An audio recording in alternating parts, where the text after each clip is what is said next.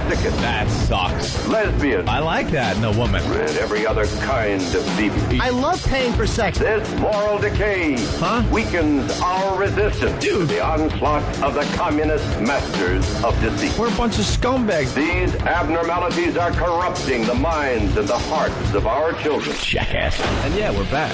Where have you been?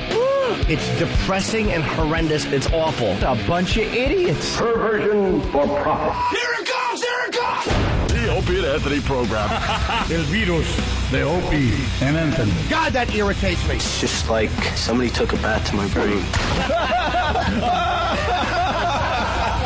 We're the only radio show that makes you want to hate us. Opie. I want my coffee. Anthony. I want that back. Jim Norton. I want Ozzy. We are going to dumb this thing down to the point that we're going to be number one with Down syndrome children. Hysterical. The Opie and Anthony Show. But enough of this palaver. Let's get the show on the road.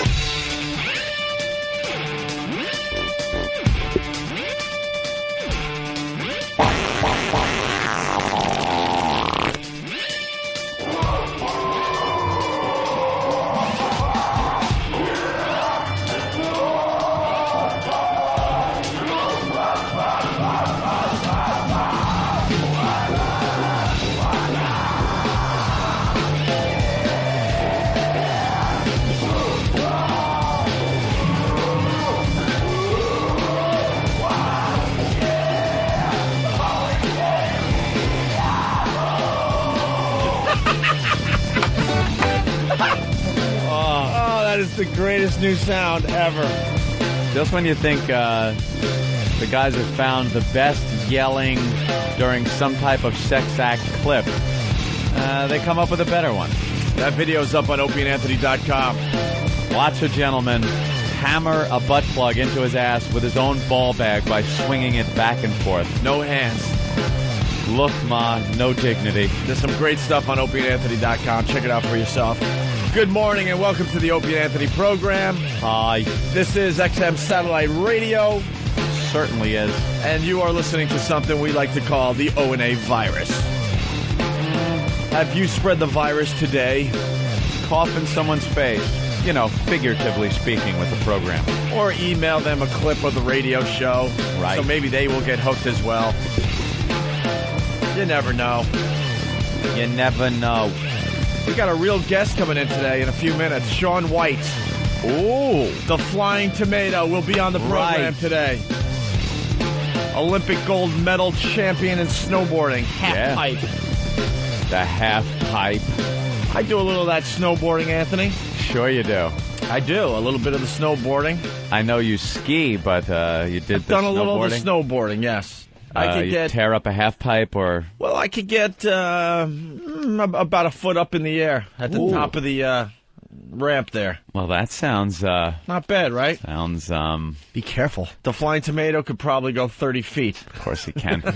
Getting some fat air. I wanna ask him how high they go at the top of the ramp. Yeah, they really rock it up there, man. Completely ridiculous. Yep. Shaun White's coming in, the Flying Tomato, and he won gold at the Olympics. It's pretty damn cool for the show. Very excited for him about that. too. Yes. And we got just lots of things to do today. Can't you get your little cousin on? Little Emily Hughes? She's too busy, man. She's in 7th place right now. Can't she call in? Maybe after the Olympics we'll have to call in, yeah. Well, then she could come in, because she'll be back here in the States. Why not? Yeah. Come on. Yeah, we could work something out. Get her in. Make the call. You got her number on your cell, right? Well, everyone knows she's my cousin, but... you know, it's that part of the family. It's a little... What? Yeah, they kind of didn't associate with your side? No. No. No. She wasn't enjoying any toast, no, margarine and sugar sandwiches? She had it a little better than I. Yeah, a little resentment there. Just a little better. Yeah. So she's... all the money that would have went to lunches for you kind of funneled off to the her training. Yeah, it's a little different. I mean, she's going for gold. Yeah. In Torino, and I tell dick jokes. So right. I mean, there's a big drop off in the Hughes talent here. Yeah. Both sides, though, I guess, very proud. She's all over the papers today. They're just showing her ass. Yeah, they got a great picture of her little Little butt cheek sticking out of her little skirt. It says, our Emily wows 'em. Really? It is Whip 'em Out Wednesday. Ooh. She was showing her little bitty boobies. Yeah. She's showing her ass right on the front page of all the papers, though. Man, those what are they called? Skating outfits? Yeah. They're getting smaller and smaller and smaller. Little skimpy things to get the girls in. So she's in 7th place after the short program. Yes. Dude, I just want to talk about curling 24 hours a day. But we can't. I have to talk about We curling. went over curling yesterday. I am so hooked on this stupid curling. No.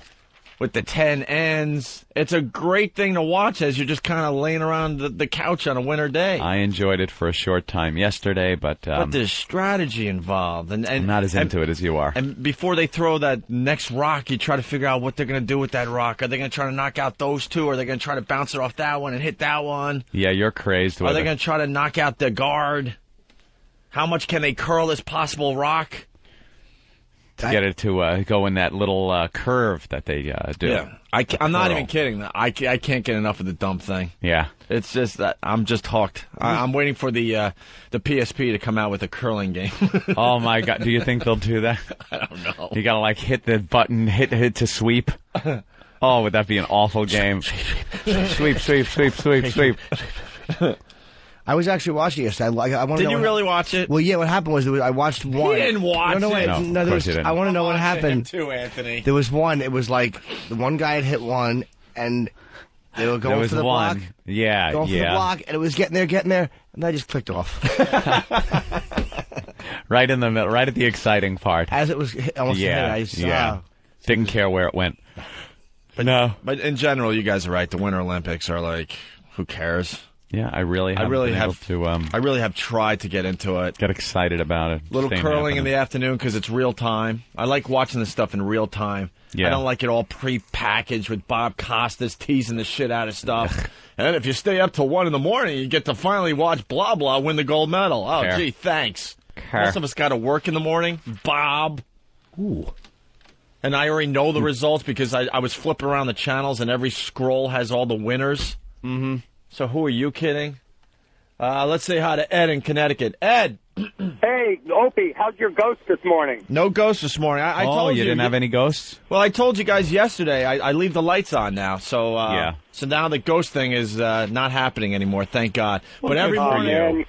I was scared him away, huh? I was thinking about our discussion yesterday as I was walking up the stairs this morning, going, oh, God, please, please, no, please, no ghost, no ghost, no ghost. It's still scary. You can't turn a light on before you go in the room? You got to go into the dark room? No, I just leave the lights on upstairs now. Well, that's what you got to do. Okay. I leave them dimmed, though. Yeah. You know, because if they're too bright, then I have to, I'll stay awake. Too much light going downstairs. Not too dim, though. No, it has to be just right. Yeah, just right. It has to be just right. It's a fine line. Ed, I'm proud to say no ghost this morning. Better luck tomorrow. All right. You know, Take care. I was joking about the curling game, but look at this. Alex in New York. What's up, boys? What's up? Just wanted to let you know, I know you guys got Blackberries. You can actually download a curling game for your Blackberry on magmic.com. Is it cool? Of course not. I didn't download it myself, just saw it there, so. No. All right. Is it cool? How can it be? It's impossible. It's only cool if it says curling and it's another sport. Big Dirty, what's up? Yeah, there's also a curling game for the Game Boy Advance. Oh. For International Winter Games, and it's good. Is it really good, or are you just saying that? It is. It's got every little piece of strategy going. See, I like video games that have a lot of strategy, so I'm thinking this might be good for me. You got the shoulders where you control each of the guys curling or sweeping the ice. Yeah. It's the best curling game ever. Well, the best curling game ever. And it's the only curling game that we'll ever I bet see. it's outselling Grand Theft Auto and all those. Mark my word, though. Curling is going to be big. Yeah. In the United States. I know it's kind of big in the northern states, but I'm telling you, there's something about curling. It's going to be some kind of a big... It's going to take off now. It's going to take off. No, it's not. Yes, it is. I got some extra bucks in the bank account. I'm going into curling. Oh, stocks. wow. Oh, boy. I might You're even going to start backing your own curling place? I might even open up my own curling place, yes. Ooh. So on the weekends, the kids can go curling? That's right. Jeremy in West Virginia. Go broke. Hey, Opie, it's not so true. Emily might be going for gold right now, but you all go for radio gold every day. See, there is a comparison. Thank you. Oh. Yes. Greg from Long Island has a little info on Sarah Hughes. All right. Greg? Yeah. Got a little info on Sarah Hughes? Yeah, well, I thought I was going to call Bravo Sierra on Opie about his cousin, but I did see her carrying some ice skates in a cement bag. Oh, she carries her ice skates to the competition in a cement bag, Opie, like you did your lunch. Well, he's tricking me years ago. Sarah Hughes was in the Olympics 4 years ago. Emily Hughes is in this Olympics. Ooh. She gets ice skate and I want to say hi to my Uncle John and my Aunt Amy for raising a fine, fine cousin. Yes. All right. You know, they're, coincidentally enough, your cousins, my neighbors in Great Neck. Really? Yeah. Do you see them? All the time. They live right next door. Ask them why they don't call me. I'll leave a note on the door. All right. Let's go to Greg in D.C. Greg, what's up? Yeah, I got a couple other games that you would probably love to play. One of them is called Watching Grass Grow. That's a good game, though. Now, that one's not nearly as popular as the ever so popular Watching Paint Dry. That's a hard game. It is. Because you have to actually sit there and watch, but it's great graphics. You can actually see the color of the paint get a little lighter as it dries. Yep, and then there's the ever so popular Golf. Golf? Hey, now, come on. Now you blew it. I love the golf games. A few very good golf games are out there. Tiger Woods is fantastic. I play all the golf games. There's Hot one Shots. video golf game that is cool, Outlaw Golf. Have you ever played that one? I didn't like Outlaw Golf as much. I mean, you know, they got the caddies with their hot chicks and bikinis and stuff, but the actual... Beat the crap out of your caddy. But I know, that's kind of fun, too, but the actual gameplay stinks if you're into golf games. But it is fun that all of a sudden you could just like start beating up your caddy in the middle of the game. That is fun. The only good part of the Tiger Woods golf game is when he's going to hit it and they try to escort him off the grounds. And he goes, "But sir, I'm one of the players." When you choose the restricted club option. Hey, I got an invite here. Ian, what's up? Hey, what's going on? Hey, I just want to invite you guys to come try curling next time you're down in D.C. How far are you from like the compound? From which compound? XM. The XM compound? Yeah. We're right in a town called Laurel, Maryland. So probably about 20-25 minutes out there on the way up to New York. I would try some curling. Would you? Would you? Don't you need special shoes and everything? Do they supply in there like bowling? We got the stuff for the club. We can give you everything we got. Instructors, everything. Is there really a curling club down in D.C.? Yeah. See, and it's taken off. Is it like bowling where they rent the shoes and everything? No, it's free rental. Do you have to bring your own broom? No, we got those two. I think I want to try this thing, just for the hell of it. I don't. Me neither. I want to be like the nutty curling guy, Howard. Oh, Russ Howard? Russ Howard is great. Oh, he's a classic. Him with his yelling. Oh, he's nuts. It's like extreme. Yeah. He's taken a dull sport and just made it extreme. Extreme curling. He's got legions of fans.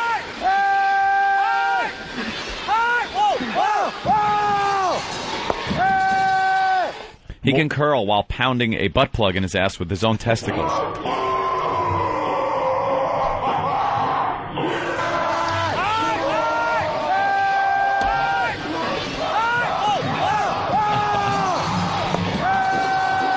That's great.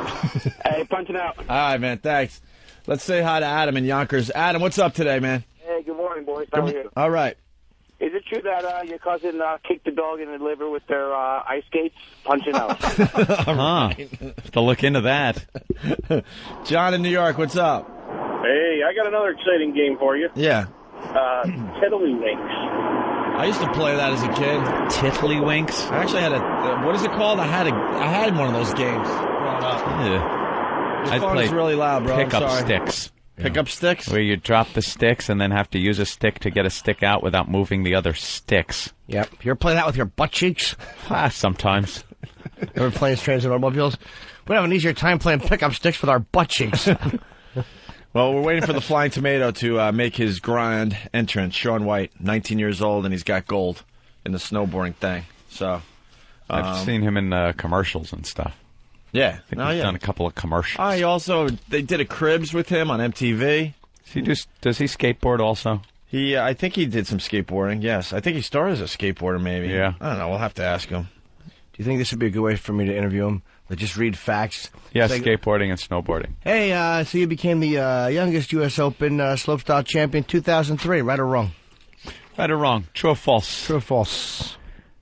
Yeah, he's the guy that was in the background of that commercial with Jeter was in it and a bunch of other things, and they're watching through a glass wall at an office worker, a bunch of office workers working.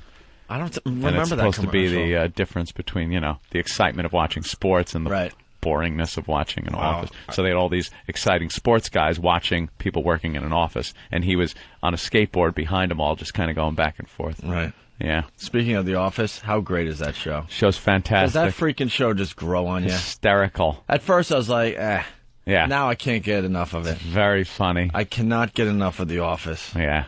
I have a lot of catching up to do, too. I've only seen about 5 or 6 episodes. Hey, DVR them. Well, that's what we're doing, That's it. And then I got the first season that I've watched a couple times now. I just can't get enough of that show. Yeah, Steve Carell. It's hysterical. And Scranton is just a hellhole on earth. Yeah. I have driven through Scranton so many times going up to Western New York, I can't even tell you. It's everything in the show is done perfectly. Like, he's the perfect fucking asshole mid-management guy. They're in Scranton at a fucking, a paper supply company. All hoping to move on to bigger and better awful. things. And it's never going to happen. Did you see the episode where he took his little trip to New York for the day? That's the one I got DVR'd. Dude, it is so fucking funny. Really? He's in New York looking around. Yeah, Big Apple. Like, he's such a pro at being there. Yeah. He goes, hey, let me get some New York pizza. That's what I hear about the New York pizza. It's fantastic. And he walks into a Sparrow's in Times Square. Get a slice of New York pizza. Good old New York pizza. Yeah, he's horrible. He's one of the funniest guys out there right now. Is he just an ass? 'Cause I only saw the British version where the guy was the best portrayal of an ass I've ever seen. Dude, he plays the perfect middle management jizz bag. Yeah, because the British version, when they brought it to America, they're like, oh, God, there's no way they're going to be able to make this show as good as the British version. But I think they have. It's a perfect balance of him trying to be the boss of a few people in his little sector, and trying to be their friend also, and they all just think he's a complete tool, which he is. So they talk behind his back and everything, and he's trying to be palsy with him. It's a great job. Funny fucking show. What year is it in? First or second year? Second, maybe third season? Could be third. Maybe third. I don't know how these seasons work anymore. I don't either. They used to have one season a year. Now they got like 2 seasons a year on some shows. Sometimes they pump out 7 shows, take a break. Yeah. Another 8. And they call it 2 seasons. And I hate you because I'm addicted to American Idol. I've never watched American Idol this far in my life. You just were the ones that watched the auditions. And barely the auditions. Maybe the first 2 shows. Yeah. Now I'm like, oh my God, it's all about the DVR. Because now I just tape everything. It's like, okay, of course I can now watch American Idol whenever I want. Anytime you want. But it's kind of sucks now to DVR it because they give the results out. And then you know who wins, who's voted off by the public, and then it's not worth watching. Right. So you're going to have to watch out now. There's going to be spoilers out there. Well, they had all the chicks on last night, and they all suck except for, 3 of them? About 3, maybe it's not even 4. Close. But the rest of the girls, so many of them came out, and just the first note out of their mouths was just sitting there watching the show and went, ugh. Just awful. Don't know how they made it through. A lot of them look hot. I think there's more hotter chicks this year than there have been in previous years. I noticed that. The one looks like she should just be a stripper. Yeah. What is she doing? One was doing there? the stripper move. She is so hot, but she stinks at singing. The girls got to realize, too, they can't do that squat like they're taking a dump on the stage move. It is so unsexy. Some of these girls really look good, but as they're singing and trying to get some notes out, they squat like they're taking a piss in the woods, and it's not sexy. Some of them can't sing, and others look really good. That Mandisa, Diesel. Yeah, for the people that aren't watching American Idol, this one big black fat lady. Black chick with an ass. She could sing, but she is just a mess. She's too fat. Her ass is so big that it moves differently than the rest of her body. She's got one of those. She's big all over, but she's one of those that are big, and then her ass just takes on a whole nother state of bigness, and it's distracting to watch. You can't even watch. Yeah. I hope they pick another big fatso as the American Idol. They're not going to. No, they can't. They don't sell as well as the skinny chicks. As far as the women go, it's going to be either this Paris chick who did Midnight Train to Georgia last night. Yeah. 16-year-old black girl. She brought it. She brought it. She brought it. She brought down the house, and then I found a little hammy, a little ham-handed. And then Lisa Tucker is the other one that's going to go very far. The Pickler. I love Kelly Pickler. Kelly Pickler. She is freaking... She's down home country. Gorgeous. Middle America's going to love her. Her father's in jail. She's got the charm. And her father isn't in jail for disorderly conduct, by the way. No. He's in jail for some serious shit. Like, he ain't coming out anytime soon. And here's this sweet, innocent thing with the crazy voice. Yeah. Are you saying Mr. Pickle's in a pickle? He got himself in a pickle. Like, she lives with her grandfather. She has no real family. And she just sings her heart out, man. Here's what else I noticed last night for the first time. I think they're doing on Idol. I don't know why. I could speculate. But there's a little more effect on the microphone than has ever been before. They were singing, for the most part, at this phase of American Idol, into a pretty dry mic all the other seasons. So you really got to hear their voice. And when they made mistakes and when they went off pitch a little bit, now there's a lot of echo and some kind of other effect on the mic. So they're sounding a little better, and it's covering up these fluctuations in pitch that a lot of them have a problem with. I was wondering if they were singing over a track. Wasn't it weird? No, it was just more effect on the vocals. Just more effect? And I think they're doing that to keep the people from voting off some marginal singers because either they have a good personality, they look really hot, and they want to keep those people in the competition, so they're covering up some of their singing flaws. Now, you're an American Idol expert, right? I try to be, Opie. I've never gone this far with this show. Mm-hmm. Is America smart enough to vote off the dummies? Sometimes yes, sometimes no. Usually they get it right. Yeah, usually they get it right. Because the girl from, I think it's Dobbs Ferry, where's that, by the way? Who cares? It's somewhere around here. It's in New York. Okay, yeah. and she's the one that is really hot, that has kind of stripper moves. Yep. No voice whatsoever. None. Is America just going to vote for her because she's a hot piece of ass? No. Or do they take their voting seriously? They take it seriously, and a lot of times will not vote the hot piece of asses off, or they will vote them off if they're girls. Guys, on the other hand, if a guy is a good-looking guy, he will be there till the fucking end because these little chicks, these little 14-year-olds, are dialing like crazy for their boy band-looking guy, even though he stinks. That's what happened last season. Then I feel sorry for Poindexter. Oh, well, that guy better be good. From Long Island. Well, our Long Island hopeful. Levittown, Long Island. We got us a geek that's going to be up there tonight. Oh, my God. They're all hoping that they're going to be the Clay Aiken. They're going to take that Clay Aiken little train to stardom. And because Clay was quite the geeky-looking guy, still is. But if you see his audition from American Idol, he was really fucking geeky. They did as much as they could to that guy to make him presentable. And I guess that's what they're hoping for with any geeks that are on the show now, you know? Yeah. Well, it'll be interesting. The only reason I'm watching American Idol is because of that gray-haired dude. Yeah, I want to see that. That's what got me hooked on this show. Yeah. And he's got soul. He's not going to win the thing because he doesn't look the part. Because you have to look the part as well. But the guy's got the Michael McDonald look from, what was he, in the Doobies? Right. But the guy's got something. I don't know what it is, but he's got some soul. He's got some Joe Cocker in him. Little Joe Cocker moves. He's got the blues in him. Bluesy voice, but he's got, it's American Idol, and he's got a head full of salt and pepper gray hair. And he just doesn't look the part of an American Idol. Right. But creepy. Looks like Alan Thicke. Nobody wants to look at him. Tom in South Carolina. Hey, guys, man, I don't know where Paula's getting her drugs at, man, but she turned into a fucking teen wolf last night, did she? Yes, she did. That was strange, man. I never seen anything like it. I didn't know if it was Planet of the Apes or Teen Wolf, and I figured it out. I think she's just, I don't know. She's just a wolf man looking thing last night. Had the hair. It looked a little darker than usual, too. There's something going on with Paula. The first couple of shows, she was okay. And then, I don't know, I'm seeing some type of intoxication. Yeah, Tommy in New York saying the same thing. Tommy? Oh, yeah, I was saying, how fucking hammered was Paula last night? See, Ed and I were kind of, a friendly argument in the office. I was like, man, I just didn't notice that. Yeah. But now that Than has pulled like 10 clips of Paula Abdul sounding high.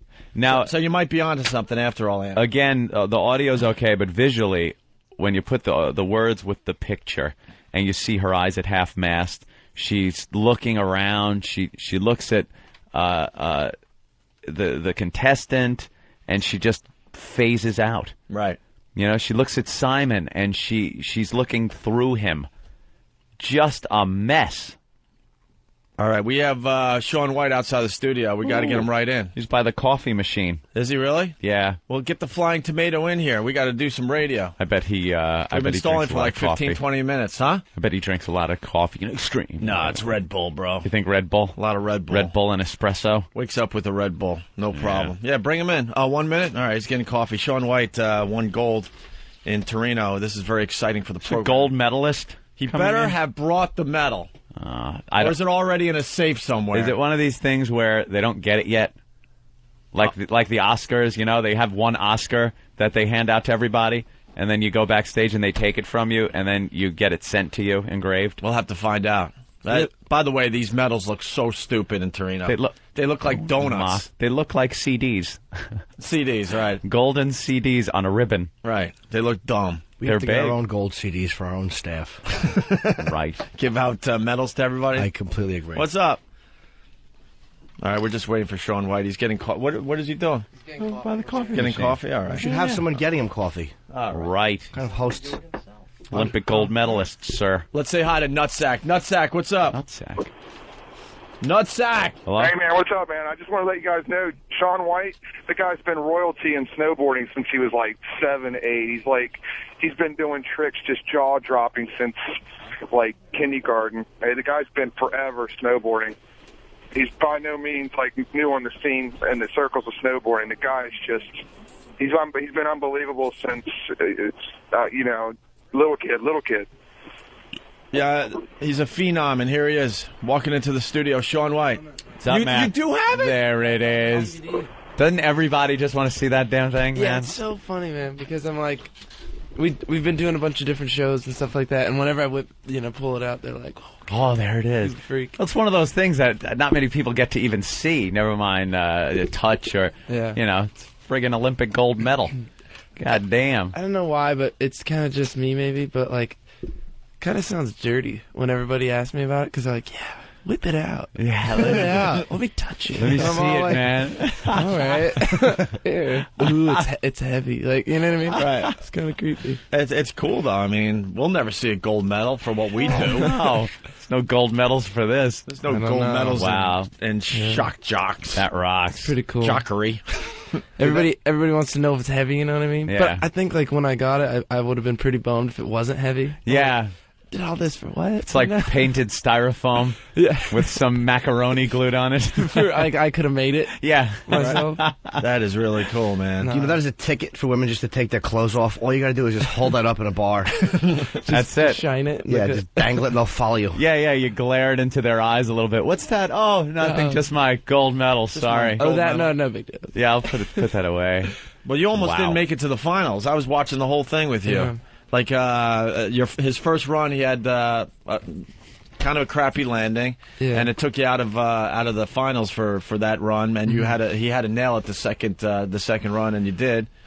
I mean, what were you thinking? Yeah, it was intense. I mean, I got to I did my first run, and I kind of got overwhelmed by the whole situation because I was so relaxed that I didn't really pay enough attention on my run, and I fell, and I'm just like, oh my god, what am I doing? And I mean, after that, it was all this pressure because I'd been kind of undefeated this year. Right. Like I've won every contest I've been in. He was like the favorite by... Yeah, you know what I mean? And I'm the favorite. miles. And I just thought, like, man, how terrible if I was just like, you know, the favorite and get all the way to the Olympics and then choke. And I'm just, I'm thinking about that at the top of the run, and I'm just like, Can you imagine the pressure, though? The first run, he kind of choked. I mean, yeah, it was right? heavy, man. And he wouldn't even talk to the reporter or anything. He just was like, "Fuck you guys! I gotta focus, man, because if I choke on this next run, I'm out. I'm not even gonna be in contention." And then you just nailed your run. Yeah, thanks. You know what's funny is what people don't know is that I had to wait an hour 20 before my next run. So to sit there and kind of hang out and watch runs. But the coverage makes it look like you only have to wait a few minutes. Oh, yeah, but I mean... What were you doing in that hour and 20 minutes? I was just taking runs around the mountain because I didn't want to, like, sit there and get all nervous. Yeah, just start thinking about it too much. So you just go up another ski lift and just practice somewhere else? Well, I would just, like, lap around the half pipe. Because, like, there's this run that goes down the side of it. So I was just, like, with, the U.S. team coach, like, just taking laps. And, I mean, then I show up and my run's ready to go, and I just did it. I was so mad at myself for falling the first time. I'm like, there's no way you're going to fall again. Yeah, but the moves you guys make, I'm amazed you guys aren't falling more often.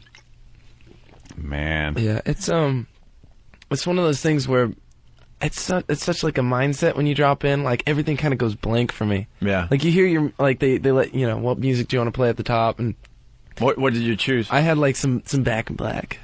Nice. Yeah.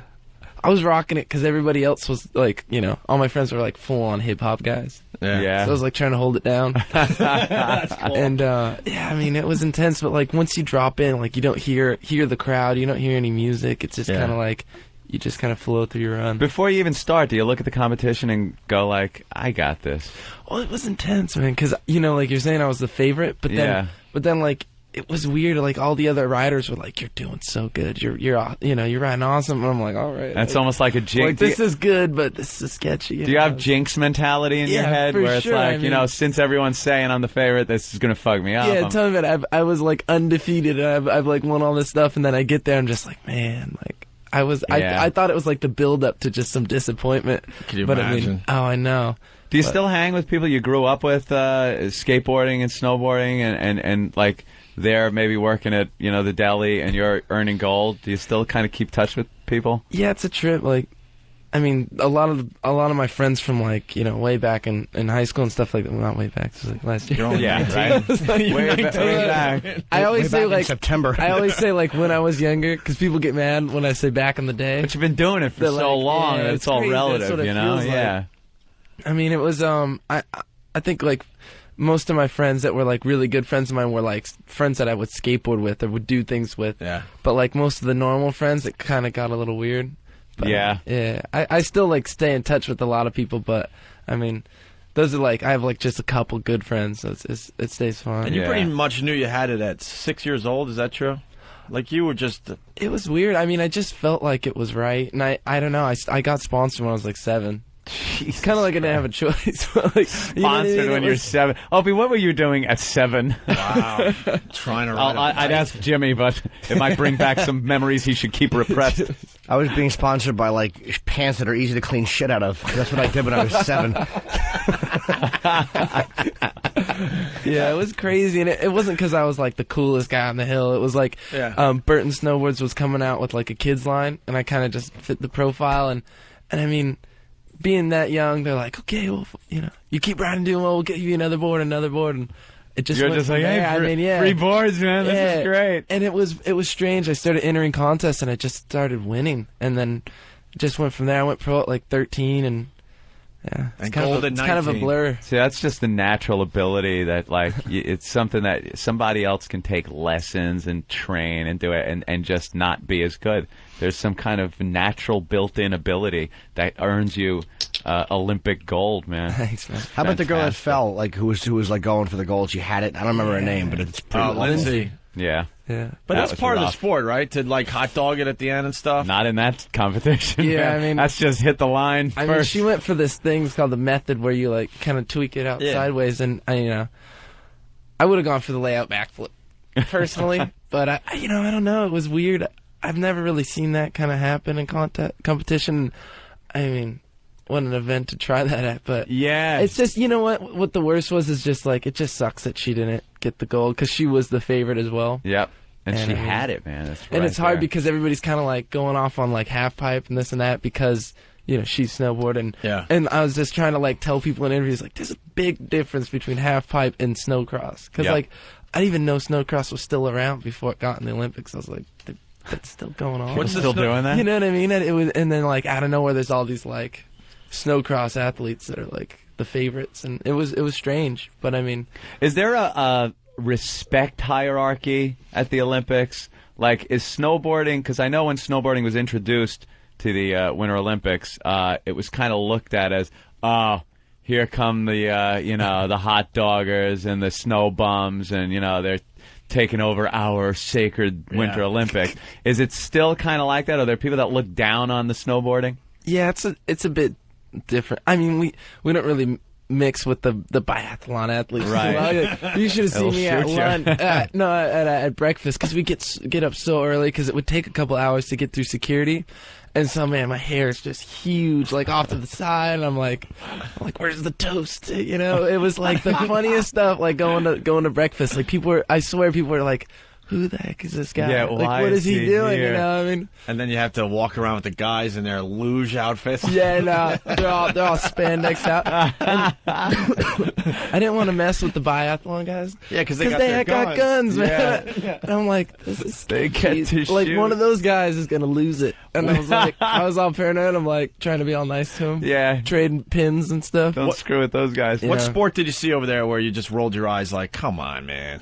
Is it the luge? It was weird. Is it the curling? I would have said curling, but then like the curling girls were pretty like they're pretty hot. Yeah, which I was surprised. I thought that it was one like, Russian blonde Russian chick. I thought it was gonna be like old men, but it was like no, babes. They got a curling calendar. All the hot babes they have their own calendar. The girls now, of curling. I'm a big curling fan now. That is a good calendar. No, I mean not that I've seen it. It only goes till March. It's not that it's on my wall. But the luge where they're just going ball bag first down the mountain is just that the silliest thing ever. That's crazy. Like the head first one. Mm-hmm. Yeah, I thought that one's intense. That's just someone on a sled. We all did that growing up. Torpedo. I swear, like if you look at the sled, that thing's so rickety looking. Yeah. I'm like, where did you get that? It's gonna be as light as possible. Do they drug test you guys in snowboarding? Yeah, for everything. And that was weird because it was the first time I've ever had to have that go down. And it was the weirdest experience ever. You would think they would give the snowboarders a pass. What is that? They're like, what does that entail? Bringing into a room and like normally, like most of them are pretty legit, where they like they gotta watch you while you're peeing, basically. Yeah. And like I had some weird ones where this guy got on like one knee. And it was like it was like this German guy, and he was like super intense about it, and he's just like, all right, okay, go. And there's some pressure, man. There's some pressure, and it was so man. No, he got down like level, and he's like, all right, and go. And it was, I mean, it was when just.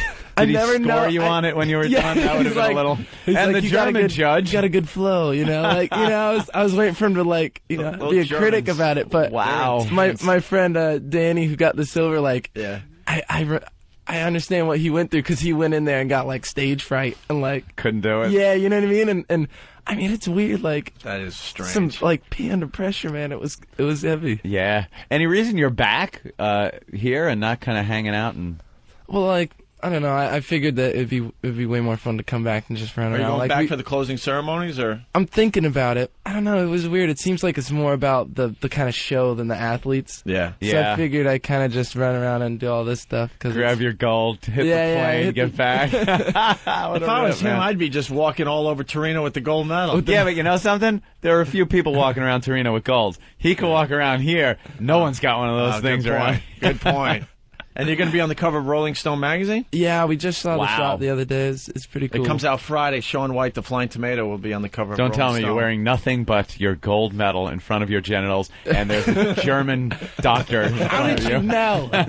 Who told you? Rolling Stone seems to always like doing that kind of thing. If I knew I had to take a leak for the German guy, I would have just ate a lot of asparagus the night before. And then the worst thing is that afterwards you got to like play with it. You got to like pour it in this jar, pour it in that jar, like take a little sample. Like it's kind of weird. You should see what he did with it when you left. Gargled with it. Little schnapps. Yeah, and so we have this like kind of bet going, like we're trying to just see like how much I can pay my friend to like kind of spill some on his hand, but then like try to shake the guy's hand afterwards, or like, you know what I mean? But the snowboarders are making the Olympics very exciting. Yeah. I mean, it's fun, and I thought that was the best part. Is like before that, it was the guys with the aerial. What is it called? Like the aerial moves, acrobat skiing, or something. Whatever. The snowboarding is much more exciting. How high up off the ramp do you get? It depends. You know what I mean? Like some people go bigger than others, but like. I mean, you guys are way up there. If you think like the wall's like 15 feet, and then you're maybe like 20 off of that, like you're pretty high up there. And the sketchy part is if you pull off the wall too far, you'll go all the way up out of it, and then you'll come all the way to the bottom. Oh yeah, so without any wall to come down on. That's the knee breaker. Yeah. Other than that, how do you first do? Like you have the idea of a cool move. How do you first do it safely? You can't just fling yourself up 30 feet and decide you're going to, spin yourself over and come down. And, that worked like I had it planned in my head. Is there a safe way that you guys do this? It depends, like, what trick you're going for and this and that. But, I mean, the best advice I had gotten from, like, other pros and stuff, they're like, just commit and just do it.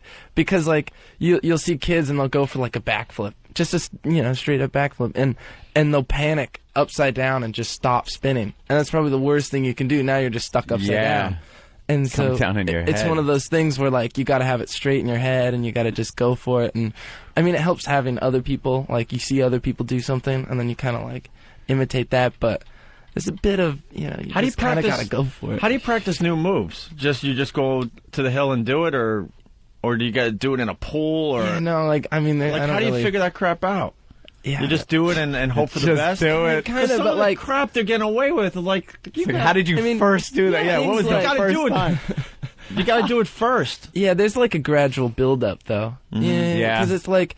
You like with the spins. The spins are people think it's kind of like they're like, oh, these crazy spin moves, but it's a 360 is just a full circle, and like 2 full circles is 720, and so like you build your way up. You just add another 180 on top of everything, and sure enough, you get from like 360 to like 1080. And it's just kind of like a gradual thing. Yeah. And I don't know, that's like you allowed to skateboard, or have they made you sign off that you or never to step on a skateboard again? Because I know that happens with a few guys, right? Yeah, like some people have like kind of strict things. Yeah. That's more like football. No, they kind of let you. Yeah, I mean, like that's one of those things. What do you do more? I snowboard more. Yeah. Just because I started competing in snowboarding first, but like I love skating. I can never quit because there's a certain point with me where once the snowboarding season kind of ends, like it's kind of winding down right now. So like all I want to do is go skateboard, and skateboarding's like I stay at home and go skateboard. Right. So it's awesome. I mean, I'm at the beach. I got my friends and I go ride. What a life this guy has. And then. I mean, once skateboard season ends, I mean, I'm stoked to go snowboard again, and that's like the best thing. That's kind of cool. I never get over it. Something to look forward to, no matter what you're doing. Yeah. Well, a lot of guys want to say hi here. We got Shaun White in studio, the Flying Tomato, won gold in Torino. Molehead, what's up? What's up, boys? How you doing this morning? Pretty good. Good. Good. Hey, Jimmy. Hey, man. Hey, I'm one of those 3 listeners that you picked up when you signed on to XM. Just wanted to ask Shaun a question, if that'd be all right with y'all. Yeah, go ahead. Hi, man. I was just curious. I was watching the Yes games, man, and I saw your first run down the half pipe. It looked like you were holding back a little bit on that first run. How do you feel about that? I don't know, man. Your second run was way better than that. In the X Games or the Olympics? X Games, yeah. Oh, the X Games you had a problem too with a first run? Yeah, well, yeah, I He's fell a on first the run choker. No, that's I mean, it's a habit. I'm trying to break it. No, I mean, it helped having some practice with that one. Having all the pressure on the line. Right. But what was more exciting, the X Games or the Olympics? I mean, the X Games was awesome, and I can't kind of like knock on that event just because it's kind of like where our roots are from. Right. But I mean, the Olympics was one of those events where it was just like the world was watching. Like, it wasn't just and I'd never been there, and I've never won that event. Well, You know what I mean? I'm trying to. But it's yeah.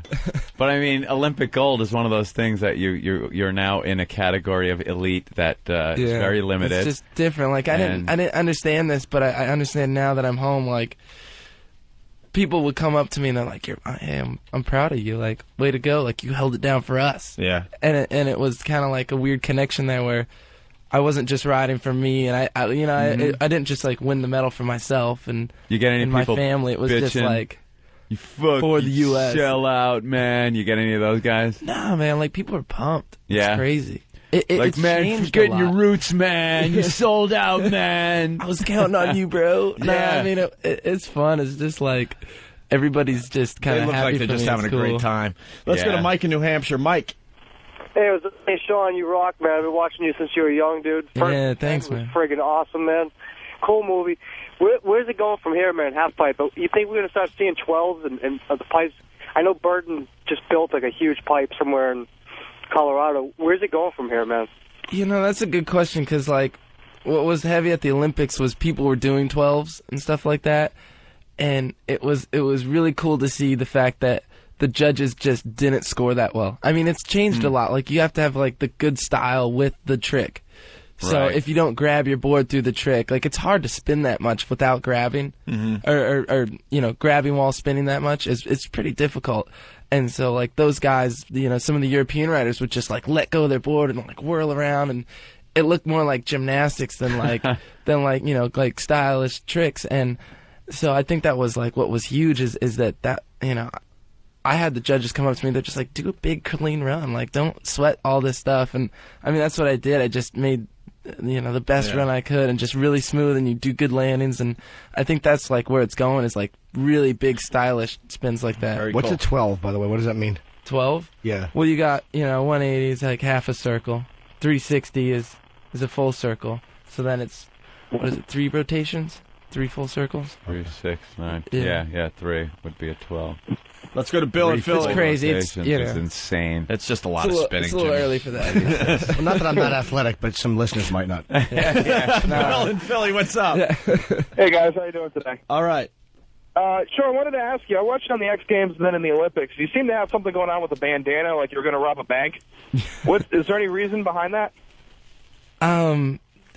It's funny how that all worked out because I was at the mountain once, and I mean, I hate getting sunburnt. It's like the most annoying thing, and I try to go back home and like hang out, and I got this crazy goggle tan, and so I ended up this girl that I was hanging out with like borrowed my sunscreen and didn't give it back, and instead of getting the great idea to just go buy new sunscreen, I tore my t-shirt sleeve off and just kind of ran it around my face, and it was crazy because I didn't get sunburn, I didn't get windburn, it was awesome. And then I went to X Games, right? And without realizing it, I did X Games wearing the bandana. And then after that, I go to the hill, and there's all these little kids, like, with masks on. And I had this little army. It was awesome. I was like, yeah, like, this is cool. And, like, I mean, I had these, like, group of Burton snowboarders, like, these little kids, and they're like, we want masks, too. So I tore up all my shirts, and, like... Bunch of moms all pissed off that their kids were missing a sleeve on their shirt. It just became this thing, and... I mean, I wasn't trying to to be cool or anything. It just kind of happened. Just one of those things. Keep from getting sunburned. Yeah. And it's funny now because, like, I put it on, I kind of get in the zone, and you're like, you know what I mean? You're all, like, sketchy guy. But I ran the red, white, and blue bandana at the Olympics. My sister, like, made it, so I thought it'd be fun to... Yeah, it was definitely cool. Yeah. Bob in Maryland, what's up? Hey, Shaun, I want to say congratulations. That's awesome for you. Thank you. I watched the interview you had with Bob Costas, and it seems like he was just a complete dick to you. Was there something that happened there? No, it was weird. It was intense because we were talking for a minute, and it was like... Wait, what did he do? That was bad. Well, no, like we were hanging out, and we were talking for a minute, and he seemed like he was really fun. And then we sat down to do the interview. He's not fun. And it got serious. It got serious. It's I mean, he's like, so what's the deal with this, and what's the deal with that? And then out of nowhere, he's like, so you're gonna get mad ladies with this medal, huh? He said mad ladies to you? Yeah, he said something like that. You're gonna get some mad ladies? as he's straightening the tie. Yeah, the tie. Mad ladies. You got to think he's old school and doesn't understand why snowboarding is even part of the Olympics. Yeah. You got to think he's one of those type of guys. He was pretty cool. Like out of all the interviews, people, I've been doing a ton of interviews. Yeah, like he was, he was Mad way ladies. better than most. Because like you're sitting there and they're like, and this is the fat ride. Back to you, Charlie. And you're like, all right. And I'm like, did he just say fat? Like, he's like, did I say that right? Fat. You say that. Come on. I know you guys. I know the kids are all using that lingo. Yeah. You guys in your Pac-Man video games. And I'm like, what is this guy talking about? A bunch of tolls. Yeah. How many interviews have you done since winning gold? Oh, man.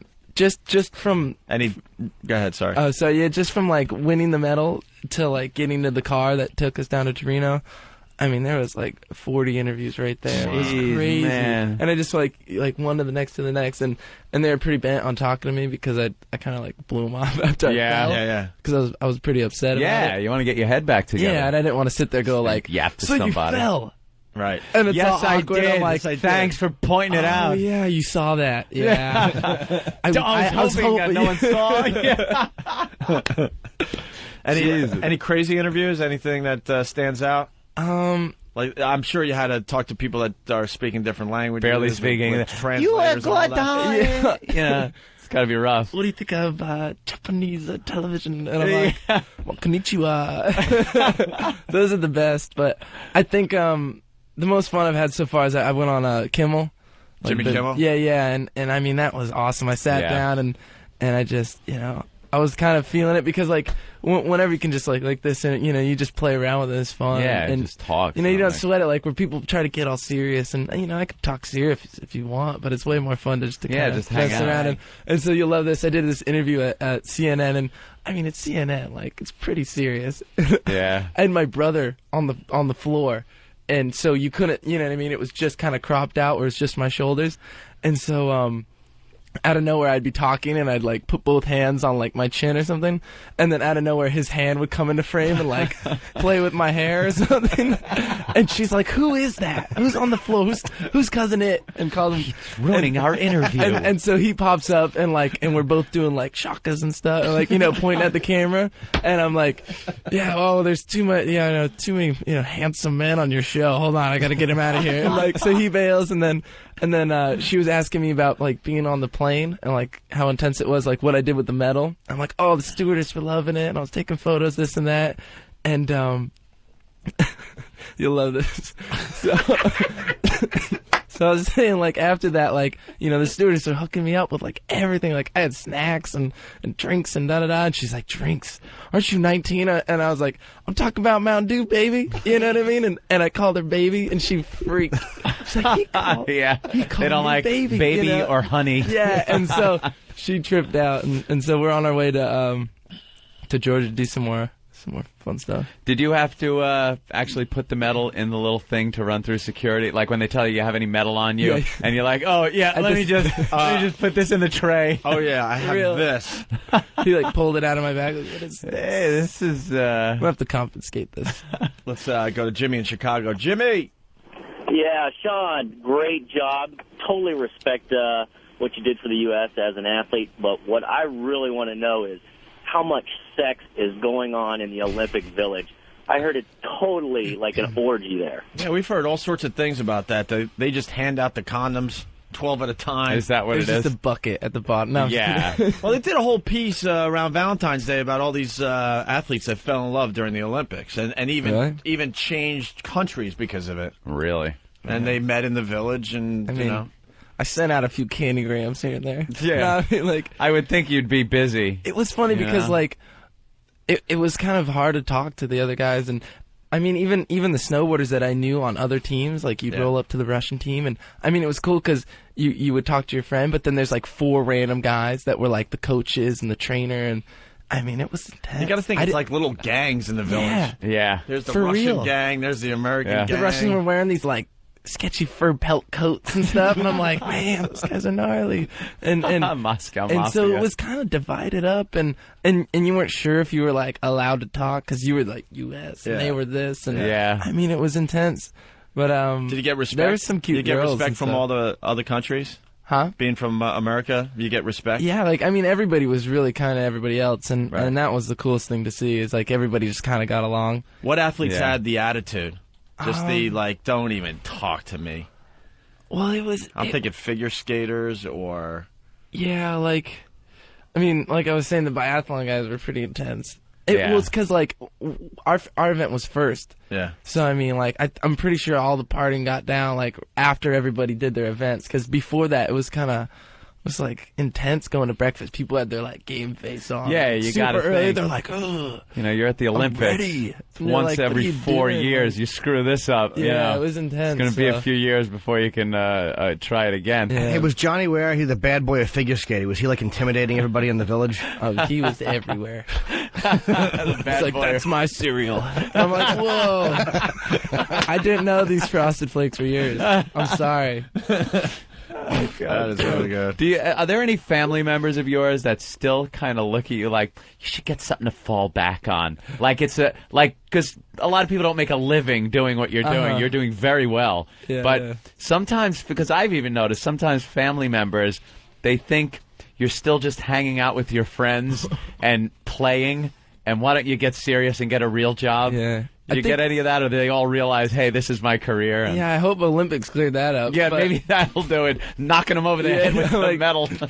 Swinging it around. Nah, I mean, that's what was funny is I'd, like, go to the doctor's office and, like, I'm like, oh, am I all right? Like, kind of crashed on this hit. And they're like, what were you doing? I'm like, oh, I was snowboarding, And they're like, well, how old are you? What are you going to do after that? And I'm like, well, things are going pretty good, Yeah, really good. And, they're like, what are you going to do? I'm like, I was thinking golf. I don't know. Like, He's got 3 houses. He's be on the doing beach just fine. somewhere. Yeah. You got 3 houses? That's true?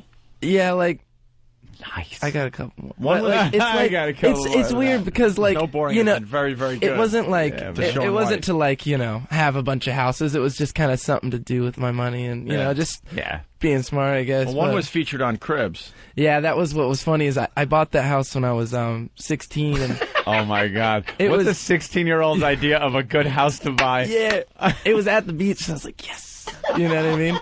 I was just happy because I could see girls walking back to their house from my house. That's the criteria. When you get older, your criteria for buying a house is like, well, structurally, it's nice and good neighborhood. The school district is fine. Let me bring an engineer in here to make sure it's. Can I see chicks out the window? Sold. And so I traded a snowboard for like an air horn. You know what I mean? Those like amphitheater like. Yeah. You know what I mean? So I would yell at him as I go by. And I got in so much trouble. Like, I had this, like, full-on park ranger guy show up at the house, like, you're soliciting the minors. And I'm like, whoa. I'm a minor, idiot. Yeah, no, but, I mean, and I didn't really understand that you can't really own anything until you're 18. Mm-hmm. So, like, I was just, like, my parents kind of bought the house with my money and then put it in a trust for me, and so I owned it in the end, but... It was weird. It was fun, and then I mean, like houses on top of that just for some investment. And I mean, it's funny. Like here and there, you'll totally get that person that just has no idea.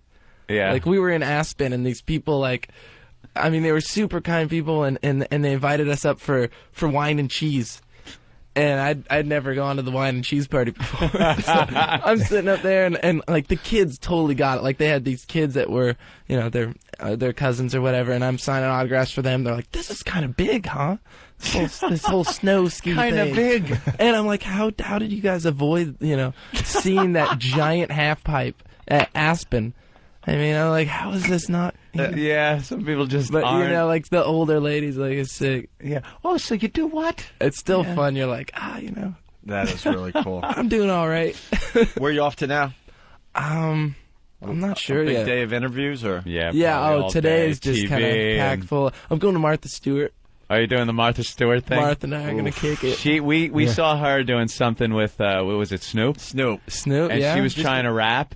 I swear, I really wanted to just try to jump out this window. It was so embarrassing. You were trying to bootleg it. You're like, this is the gonna news. Be some big. This is the goods. Oh, she's probably gonna try some lingo. Yeah, when she does the lingo, just remember us. Remember that we told you how silly it's going to be. Please give her one-word answers only, no matter what she asks you. What are you thinking? I don't know. but no, they gotta be better. Like splendid. Like, you know what I mean? Like how was the Olympic gold splendid? All right, one more call. Extraordinary. It's terrific. We have Mike in D.C. Mike? Hey, Shaun, awesome job. Could you tell that really, really funny story about your brother playing with your hair, or maybe you getting extra snacks on the plane? I mean, it was so fucking funny, I almost drove off the side of the road. I don't get it, Mike. All right. What do you get? I want to party with that guy. I think Mike was insulting you. Hey. I think that was an insult. Mike, was that an insult? Mike? Come on, Mike. Anthony, You gotta get so something better. sharp. You guys got to be a little bit harder on some of these guys. I know you're awesome on. All right. Why are you wait a minute. Look, why are you allowing the Arab Emirates to buy ports here in this country, you son of a bitch? Is that the question you want me to ask him? Dude, we're just hanging out with Shaun White. We're hanging out having fun with a guy, you unfun bastard. What kind of tough questions you ask about a snack? Were they pretzels or chips, goddammit? We want all the Were they facts. cheese nips? What was it? Ask him the hard questions. I want to know. I enjoyed The guy's my on time. a high of his life winning a gold medal at the Olympics. We're just excited to have him in the same room as us. Hell yeah. Please hit on Martha Stewart the whole time you're there. Yeah, you have I'm to. like, just like Rubber leg. Sean, what are we promoting today? You're going to be on the cover of Rolling Stone Friday. Yeah. You got a video game out, right? Yeah, well, we just did a press release, and yeah, I'm doing a game with That's got to Ubisoft, be so that's cool intense. being in a video game. I mean, those guys, like, they make the best games. I'm so stoked to be with them. I mean, it's going to be crazy. Like, I could do whatever I want. Is there a part for us? What? You guys... I could be like the first snowboarder. I could be the first snowboarder in the game. The hack? Yeah. The hack guy that you just, you start off with, and then they get up to you eventually. It'd be better where you guys are just, like, heckling everybody in the pipe. Yeah, that'd be cool. Look at that pansy up there. What's he doing? You know what I mean? No, we don't ask the tough questions, Oh, so yeah. we can't. Yeah, can I at least be in the video game, even if I'm the German guy who's kneeling and watching somebody? Kneeling for the urine like, yes. I gotta brag here a little bit. You're looking at two guys that were in Grand Theft Auto. Oh, no way. Well, yeah. Yeah? You got to play the game all the way to the end to finally get our 2-second voiceover, but we're in there. You ever play GTA? Yeah, a little bit. Yeah, we're part of the one of the talk stations. Very happy with that. We do a little call in. Yeah. Opie, look what's in front of him. Shut up. Well, I felt Stop trying to impress him. I'm starting to feel like we're on the same level here, Anthony. I'm just, I got to get my mitts on it, just like everybody else. Yeah. Is it driving you nuts? Everybody touching it? No, I mean... How many times a day are you cleaning off someone else's fingerprints Yeah, no. like that? Like all nasty, greasy. I like show up on the Kimmel show. It's just fingerprinted out. Well, yeah, here it is. Like, it's kind of... Hold on. Yeah, we should... I'd buff it up. Damn, that's nice. Very cool. Yeah, it's funny. This was awesome. Shaun White, yeah, the Flying thanks Tomato. so much, man. Yeah, thanks Very for having cool. me. Thanks for stopping by, and I don't know. I was going to say continued success. I mean, But please. that's a given. Whatever. Why don't you say something like young and hip like Bob Costas did? That was fat. I'll see you. Yes. I'll see you later. Bye bye. Thanks for the fat interview.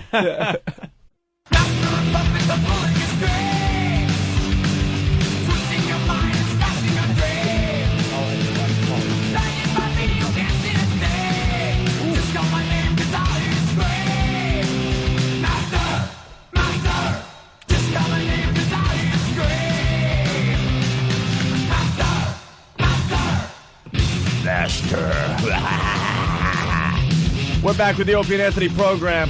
I'm so happy to see that Pal Talk is agreeing with what I'm about to say on the show. Yes, Pal Talk gets a little advanced info. I keep forgetting about that. We got the Mike's Pal on. Talk cameras, in studio. People are checking us out all over the country through the Pal Talk, and they get to listen to what we're talking about as you guys are listening to promos and commercials and shit. I think this is the only radio show in the country where you have the potential of listening in on what goes on during the breaks. Like even MSNBC, I guess, that's what Imus is on. Yeah. You can see during the commercial breaks sometimes, but they turn the sound off. Right. You're not listening in. This show, you could hear the crap we're saying when the mics aren't on. And we say the real shit.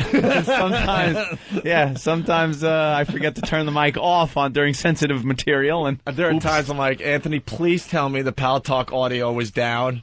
There are times we do have to shut it off if we're talking about business matters that, Yeah, that's what I want to do. I want to give 1,000 people insider information on the stock or something. Well, what we were go to jail. What we were discussing during the break, that guy Mike from D.C. was kind of a buzzkill, and I'll tell you why. Mike was a cock.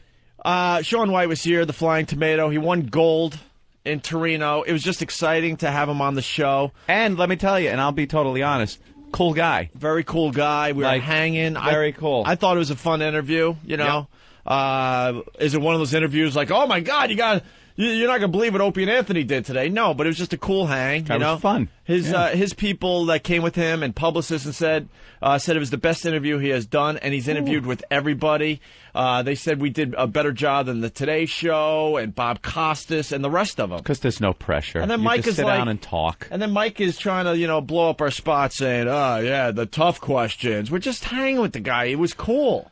We were supposed to go over there, grab his medal. Opie was supposed to, beforehand, heat up a cauldron behind him. And then, because Opie likes to break things, so heat up a cauldron and then throw it in and melt his medal down so we could all laugh at him. And then throw the molten gold in his face. We like to do the unexpected. What an ass. We like to do the unexpected at times. Yeah. But also at times we just want to do the hang. You can't shit on a gold medalist for no reason. It's stupid. Mm-hmm. Why would you? You know, we have this reputation that you sit in the seat and come in here, we just beat the shit out of you. That's just not true. There are people that deserve that treatment, and yes, we'll go down that road. G. Gordon Liddy's another person who sat there. He wasn't ripped apart. We had a lot of fun with him for how much fun you could have with G. Gordon Liddy and not get shot. But that went very well. A lot of people emailed and said it was a really good interview. But some people are just like, dude, you should have. They're giving us advice on how we should interview these people. Or Dick Cavett when he was here. Nobody trashed. Right. We had trashed Dick Cavett. Dick Cavett, a legend. The interviews he's done, the people he's met. That's what I wanted to know about, and that's what we talked about. We're finally turning this thing around. I mean, no one wanted to come on our show because of our past reputation. Yep. We'll still be dicks when we have to be. Yes, of course. If a Steve the Whistler sits in that chair, you will get the host being assholes to this guy. One-man Star Wars guy. One-man Star Wars guy. Come on. Come on. Shaun White's not one-man Star Wars guy. If Shaun White would have walked in here with some kind of attitude and given one-word answers and, been a dick or something, you'd have seen maybe us be a little more, a little less cordial. Yeah, but no, the guy was great, a lot of fun. Had some cool stories. The German fucking watching him piss story. It's very funny. It conjured up an image. Yeah. Take a knee. Yeah. Take a knee, you Nazi, and look at that redhead's cock. And they told me on the way out that they were supposed to do Stern, and now they're blowing off Stern because they got what they wanted here. There you go. They really enjoyed more listeners, by the way, over here anyway. So right. Yeah, the guy's got a gold medal. It's not like he has a disease of the mind. Well, this is it. Gold medal winner. I'll sum it up. We can't just shit on everybody. We can't do it. Because then no one will come on this show. And I asked good questions. I was like, so what was that like? That was riveting. That was a good one. To give people... Jimmy, were you even in the room? Dude, I don't fake it. I know nothing about snowboarding. So, you were over there in Italy? Yeah. Do you have any pizza or whatever? I was literally out there going, is Jim in today? As Alex Rieger once said, better to remain silent and be thought the fool than speak and remove all doubt. Alex Rieger said that. I didn't know about it. You two are doing a great job. I had one thought. If I wanted to chime in, I chimed in. Mm-hmm. My March line didn't get what it deserved as I smashed. Wow.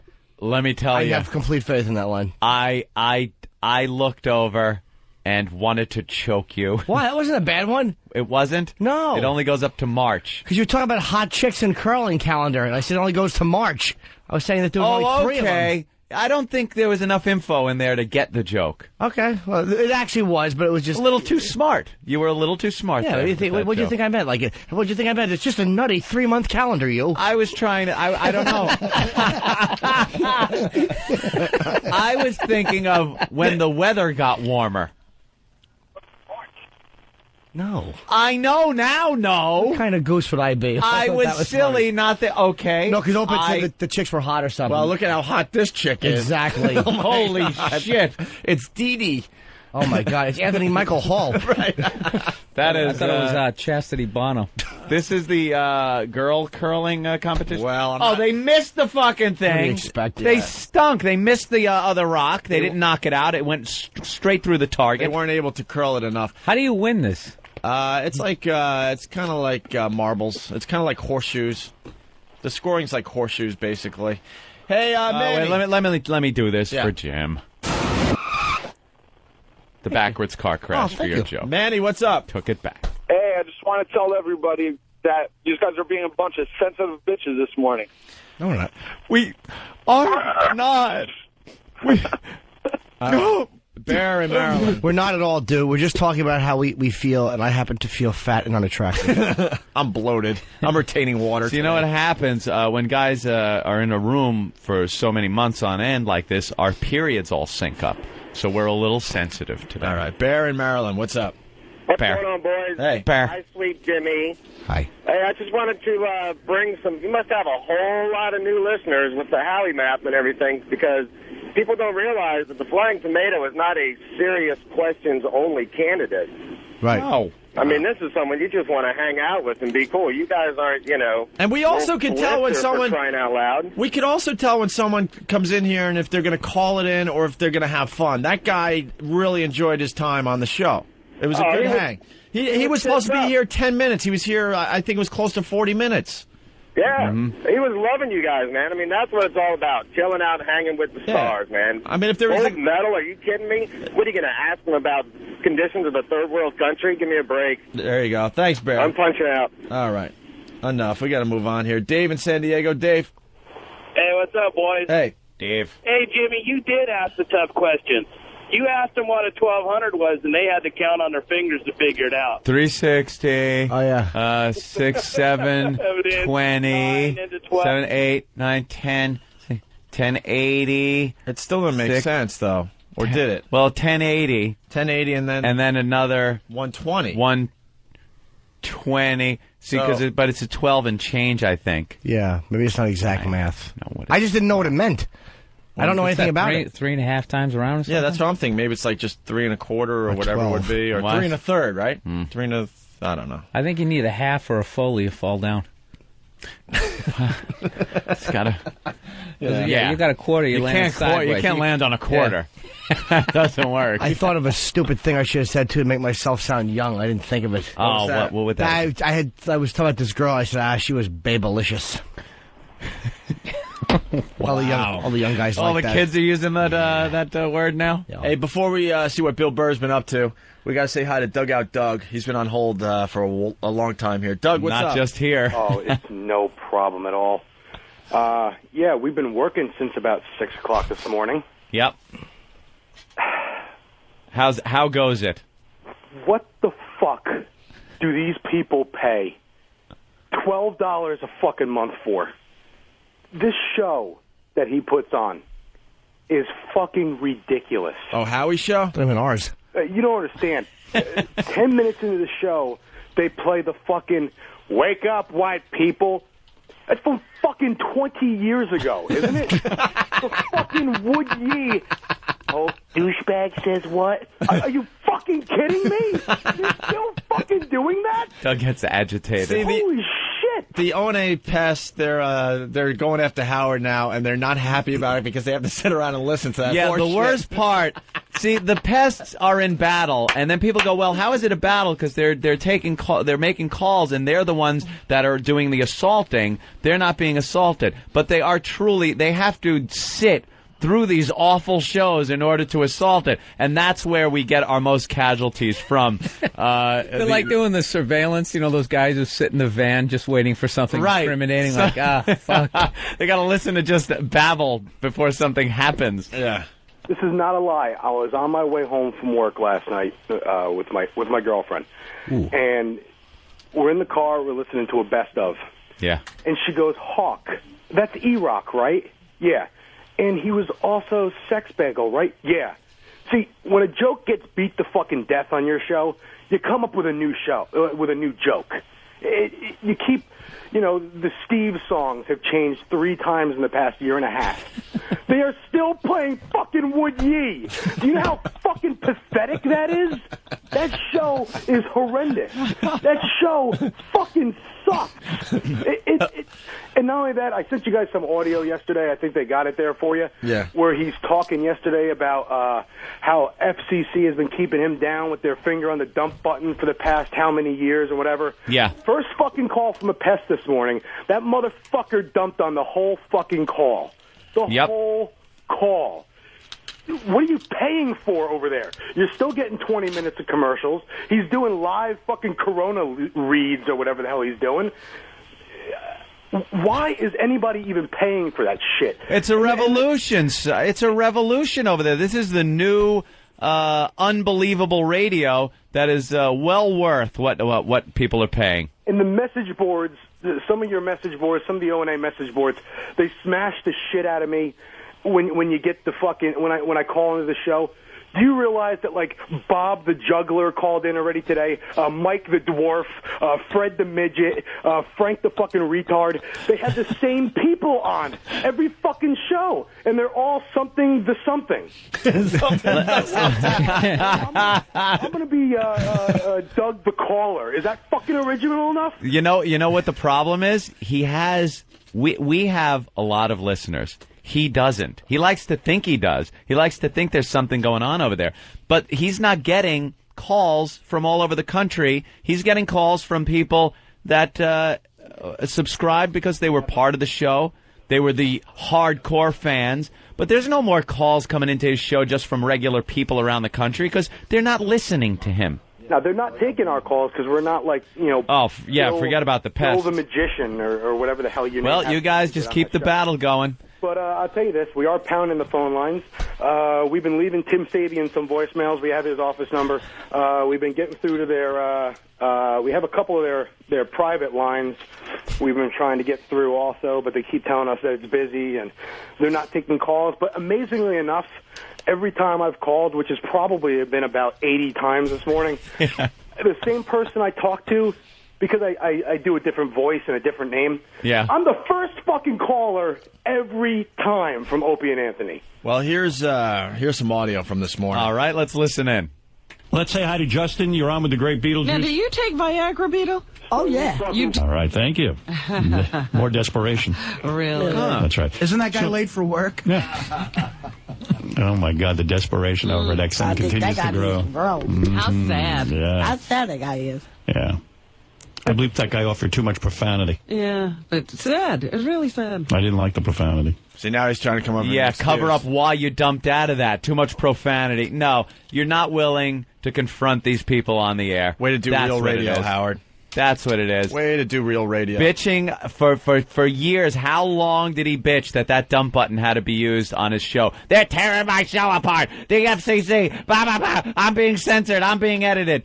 And he won't confront people. He uses the dreaded dump button. The dump button he bitched about for years and years and years now has his fingerprints all over it because he will not confront our pests. And pests they are. If you didn't hear that, Dugout Doug said 80 calls. Yeah. Only a psychopath pest sits there and calls 80-plus times. And I don't want you can't defeat these people. I don't want these guys to get down on themselves. You do understand you're getting to him, right?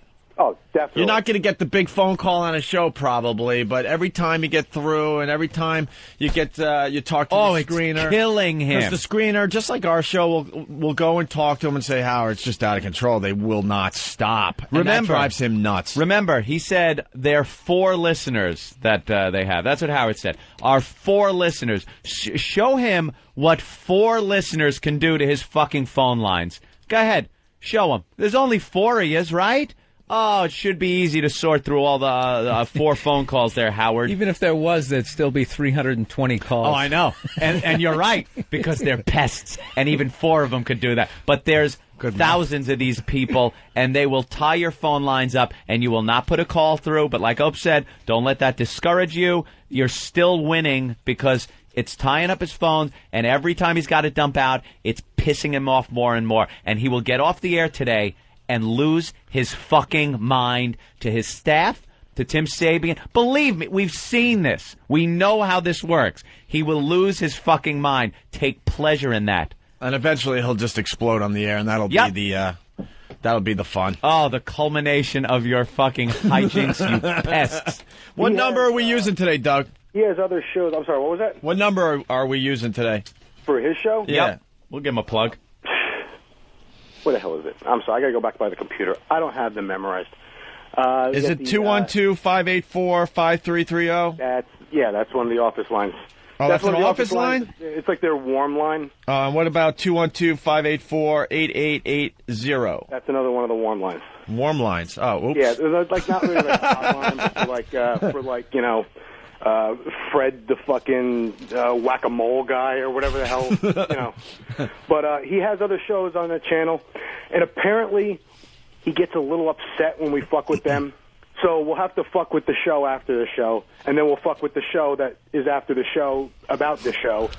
And then I think no matter what they put on the 7 o'clock p.m. Eastern Standard Time slot, we're just going to slaughter whatever they put in there from now on. All right, Doug. We're going to hit whatever that is every night. All right, have fun with this, Doug.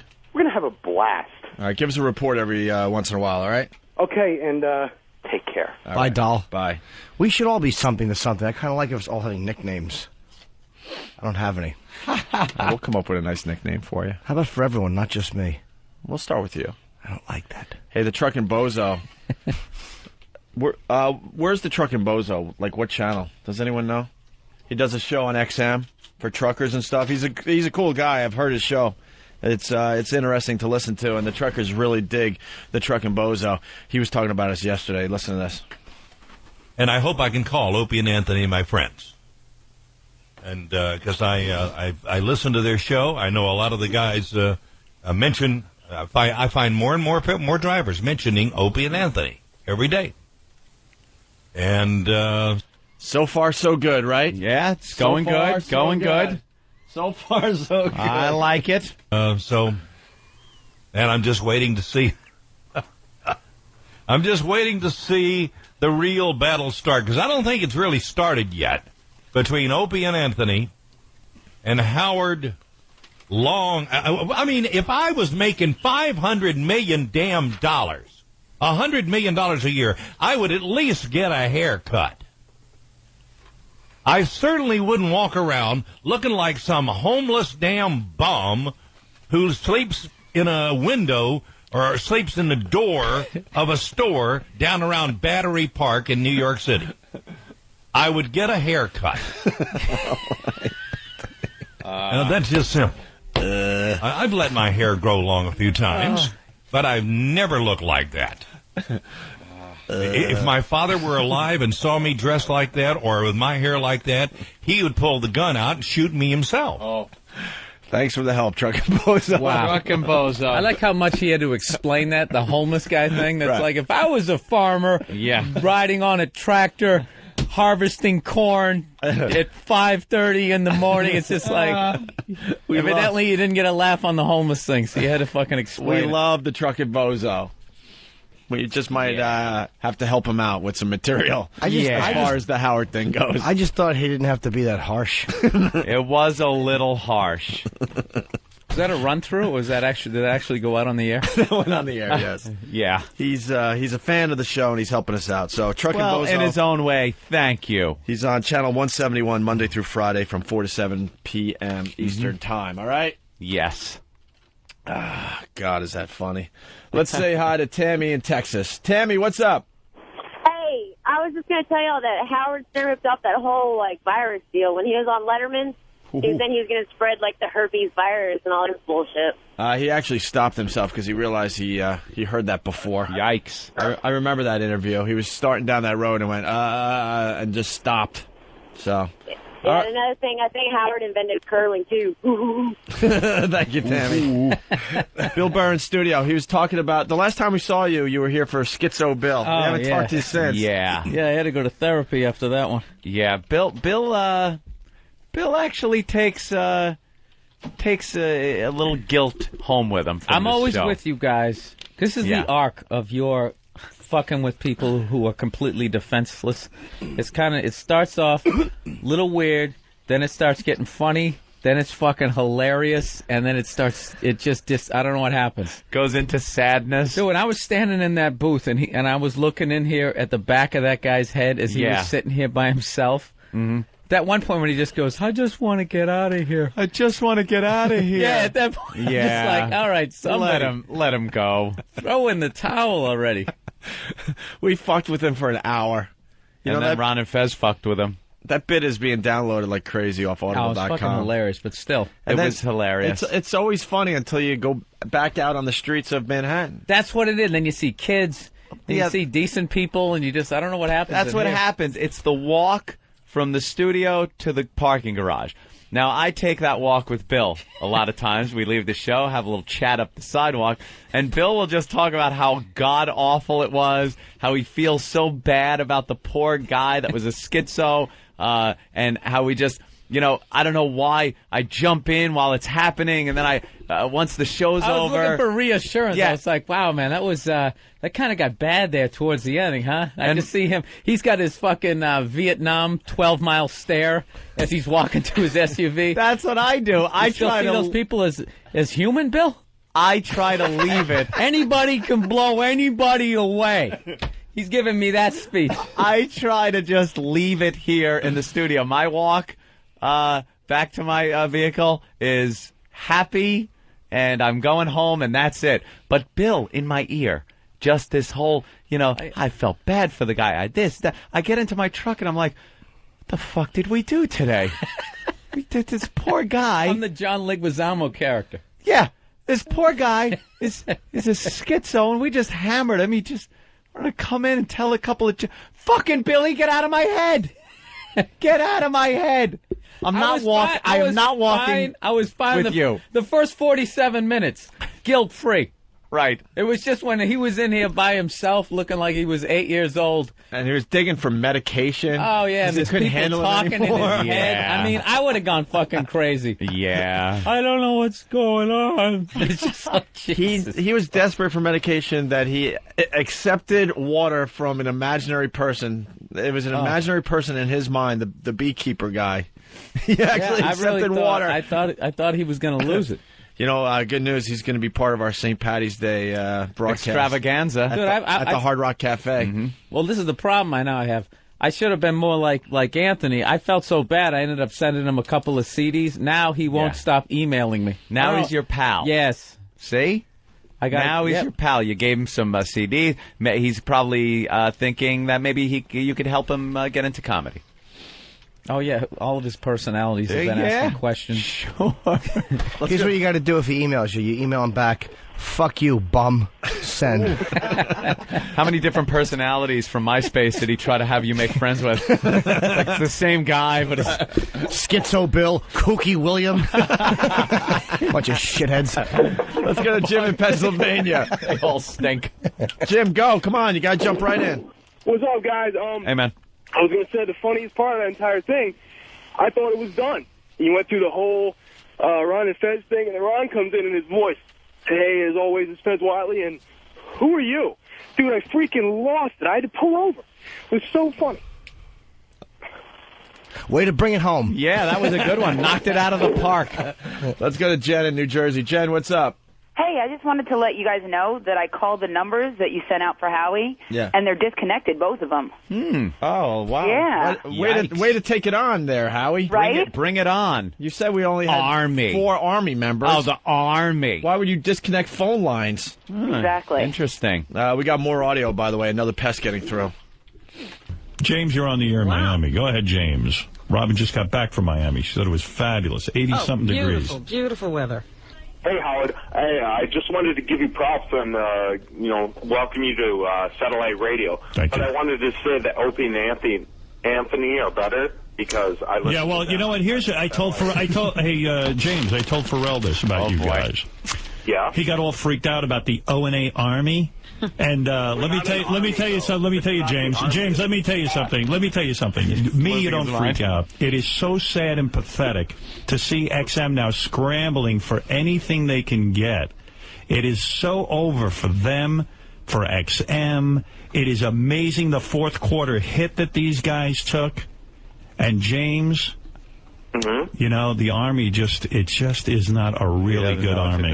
You know, the Army bullshit is just so gay. It's over, Johnny. What are you, a general or a corporal? They all do that. Hung up. Go ahead. Kiss her. No, he didn't hang up. You hung up on. I said, dude, it's Five Guys. I've seen them. They've been all out in the streets. Five Guys. What's Five Guys, they don't Howard? know what to do over that. Howard, don't do this to yourself. There's millions of people out there who have not Shut up, Paul. Yet. Shut up, Paul. Yeah, go get them. Make an attractive show. Oh no, it's got to be killing XM.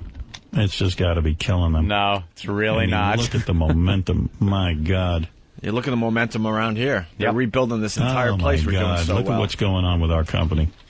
Yeah, look. Long pause, pause. It's just amazing. You all right, Howard? It really is. You all right? Yeah, that's where the excitement is, actually getting people to do something they hadn't done before. And not to be a part of this has got to be killing everyone. And getting Oprah isn't going to help. Oprah's not even going to be... you're never going to see Oprah out there. It might have to be Oprah and Anthony for it. Yeah, that... actually listen to Oprah and Anthony. Oh, she's ready for her own show. She's ready for her own show. Oprah and Anthony. Now, wait a minute. I kind of like that. I was going to say, I think that was kind of funny. The black hole is ready for her own show. God, Howard. You have all that time to fill. You don't have enough confidence in Robin to give her her own show, do you? Yeah. Do you? Do you? Do you, Howard? And this is where our excitement comes from. This is very exciting for us to make his life a living hell. It's a lot of fun. Oh, boy. Oh, my God. Is he going to lose his mind? He is going to run to Tim Sabean. Here's what's going to happen after his show today. He's going to run to Tim Sabean over there and start yelling and try some way, shape, or form to have Tim call Opie to stop this. I guarantee you that will happen. He is losing his mind. Well, we're up for the challenge. Yep. So far, Howard is coming out and saying, this is pathetic and all, and they have 5 listeners or 5 Army members. I saw the 5 Army members on the streets. You don't see 5 people. You see hundreds of people. You don't notice just 5 people hanging out in a crowd. No. You notice hundreds of people that are from the Opie and Anthony show. That's a fact. We've been in the same situations. You don't see 5 people that are from some cheerleading squad or something. No. Yes, I would. But if you see a group of people that is enormous, then you take notice. Yeah. Yeah, 5 people. We had a huge presence, and he knows it. 5 people just screwed up your phones. So we'll take the challenge. So far, he thinks it's pathetic, and he thinks it's we have 5 Army members. Yeah. All right, we're up for the challenge, Howard. Let's see if you're still enjoying it a week in, 2 weeks in, a month in. A month and a weekend. That's right, Jimmy. Let's say hi to David the trucker. David, what's up? Yeah, it seems that heard little Jimmy Norton last night on the Cool Guy show on the Boneyard. Oh, Jimmy, Yeah, comment. I did. You heard me, or someone hurt me? Yes, I heard you. You were spitting on the Cool Guy. Oh, is that a promo or something? It was probably a promo I did for the Boneyard, which was a goof, but it was right after we fought with Cool Guy. You don't tell us when you're going off doing these things? Oh, I gotta tell you about every offer. I turned him down. No, we had fought with Cool Guy, and Charlie Logan had me do promos for Boneyard about Sabbath and all this stuff, a bunch of them, and he wanted me to shit on Cool Guy, I think, which I really didn't want to because we had kind of had it out, and I was like, it's done, man. I don't want to be a dick.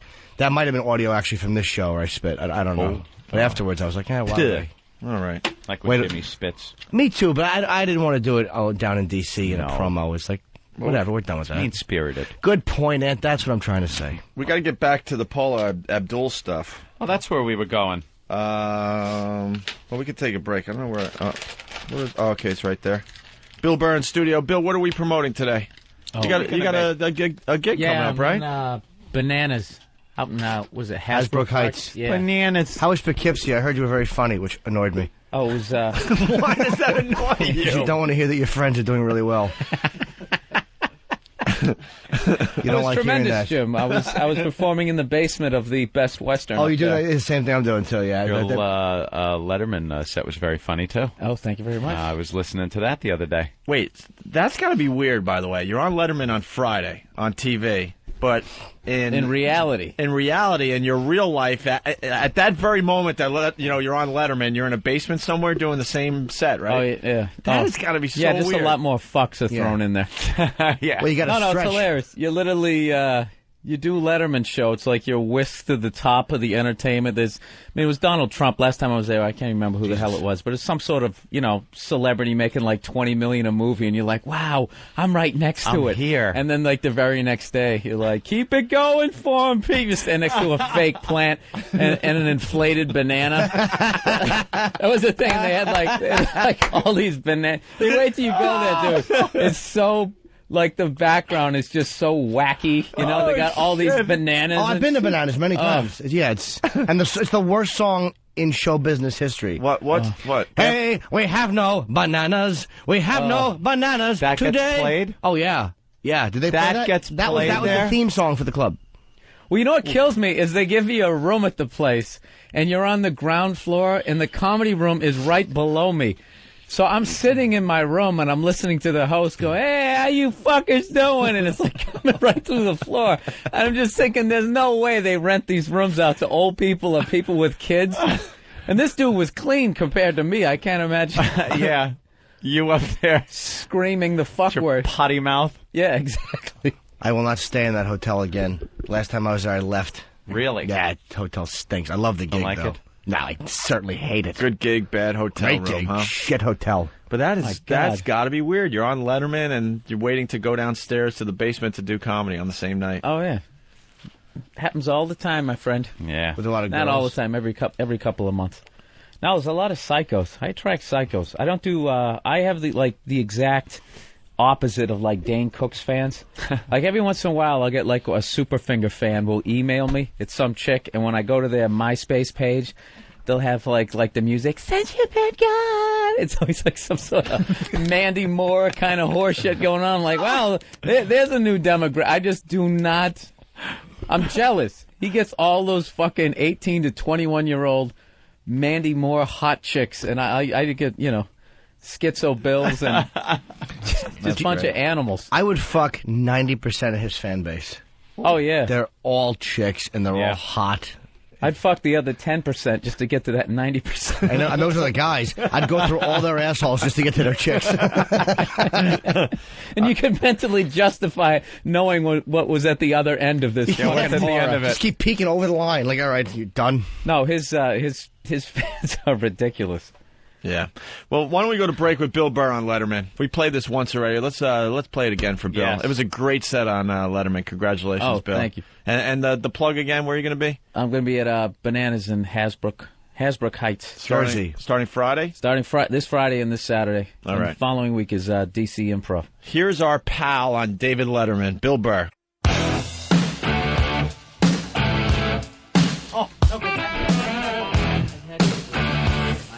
You're checking out the Opie and Anthony program on this fine Whip 'em Out Wednesday.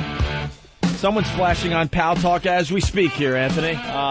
We love the wow. Wow, wow, wow. It's all about wow. Wow. That's why I like sitting next to Anthony during these. Yeah. That's kind of like you. I just like You like looking up. Well, I can't put any I like them ladies broads up today. over there with their titties out. The broads. I can't put up any of the cameras today, so I'm not looking at any of the girls. Well, it is Whip 'em Out Wednesday. Get the wow stickers on your rides, and then you're in the game. There are ladies out there that will flash you if they see the wow. WOW stands for Whip 'em Out Wednesday. The stickers are available through opieandanthony.com. There's an address. You send a self-addressed stamped envelope. We send out the wow stickers. Okay?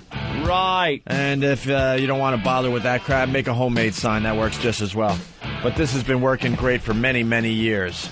Bill Burr in studio. We were talking about curling. We were talking about American Idol. I'm trying to see who else is into this curling thing. Bill Burr, You're really trying, another guy, aren't you? But then we were all talking during the break how we want to see, like, the amateur curlers.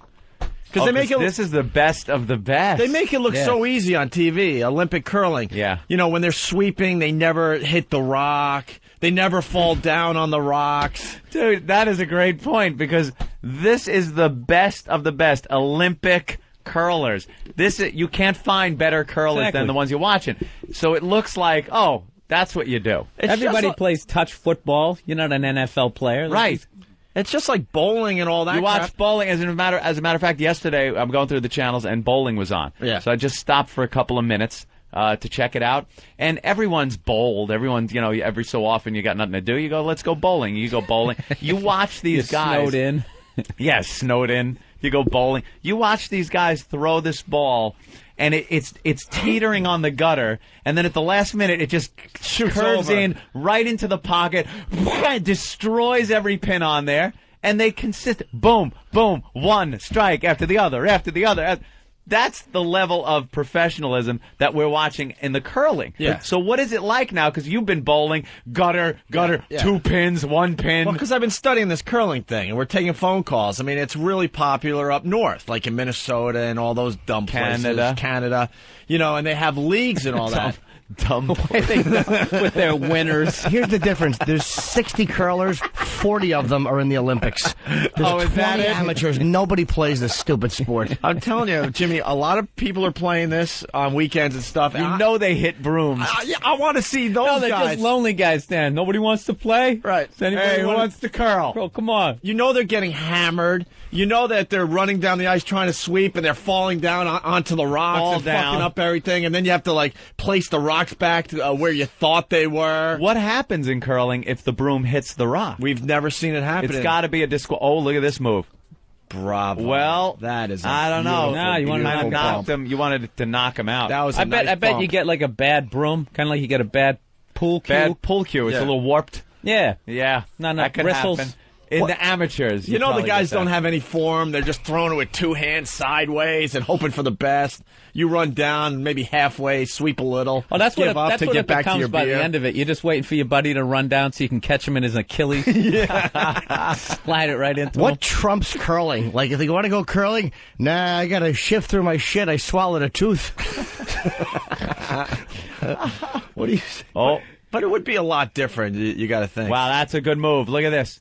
No, that was a horrible hit. No, but he's going to Hey, you're allowed to do that? Yeah. Wait. You're allowed to sweep in front of the other team's rock if you knock it and it's going out of the ring. Yes. To speed it up? After it hits, then the other team that's kind of on defense can start sweeping away. Come on, Andy. That's page 1. Yeah. I didn't know that. That's what I'm telling you. I just learned something new about curling. There's incredible strategy. You hit the rock. Right now, the rock that was hit, that guy was just waiting around. He can start sweeping, maybe sweep some of the pebbles in front to slow it down. That's what they just did. They sped it up to knock it out of the ring. Yes, that's what's so cool about this sport. Well, There's now a lot of it's strategy. a fabulous game then that I'll watch 24 hours a day. Professor, what does the sweeping do? Is it the friction?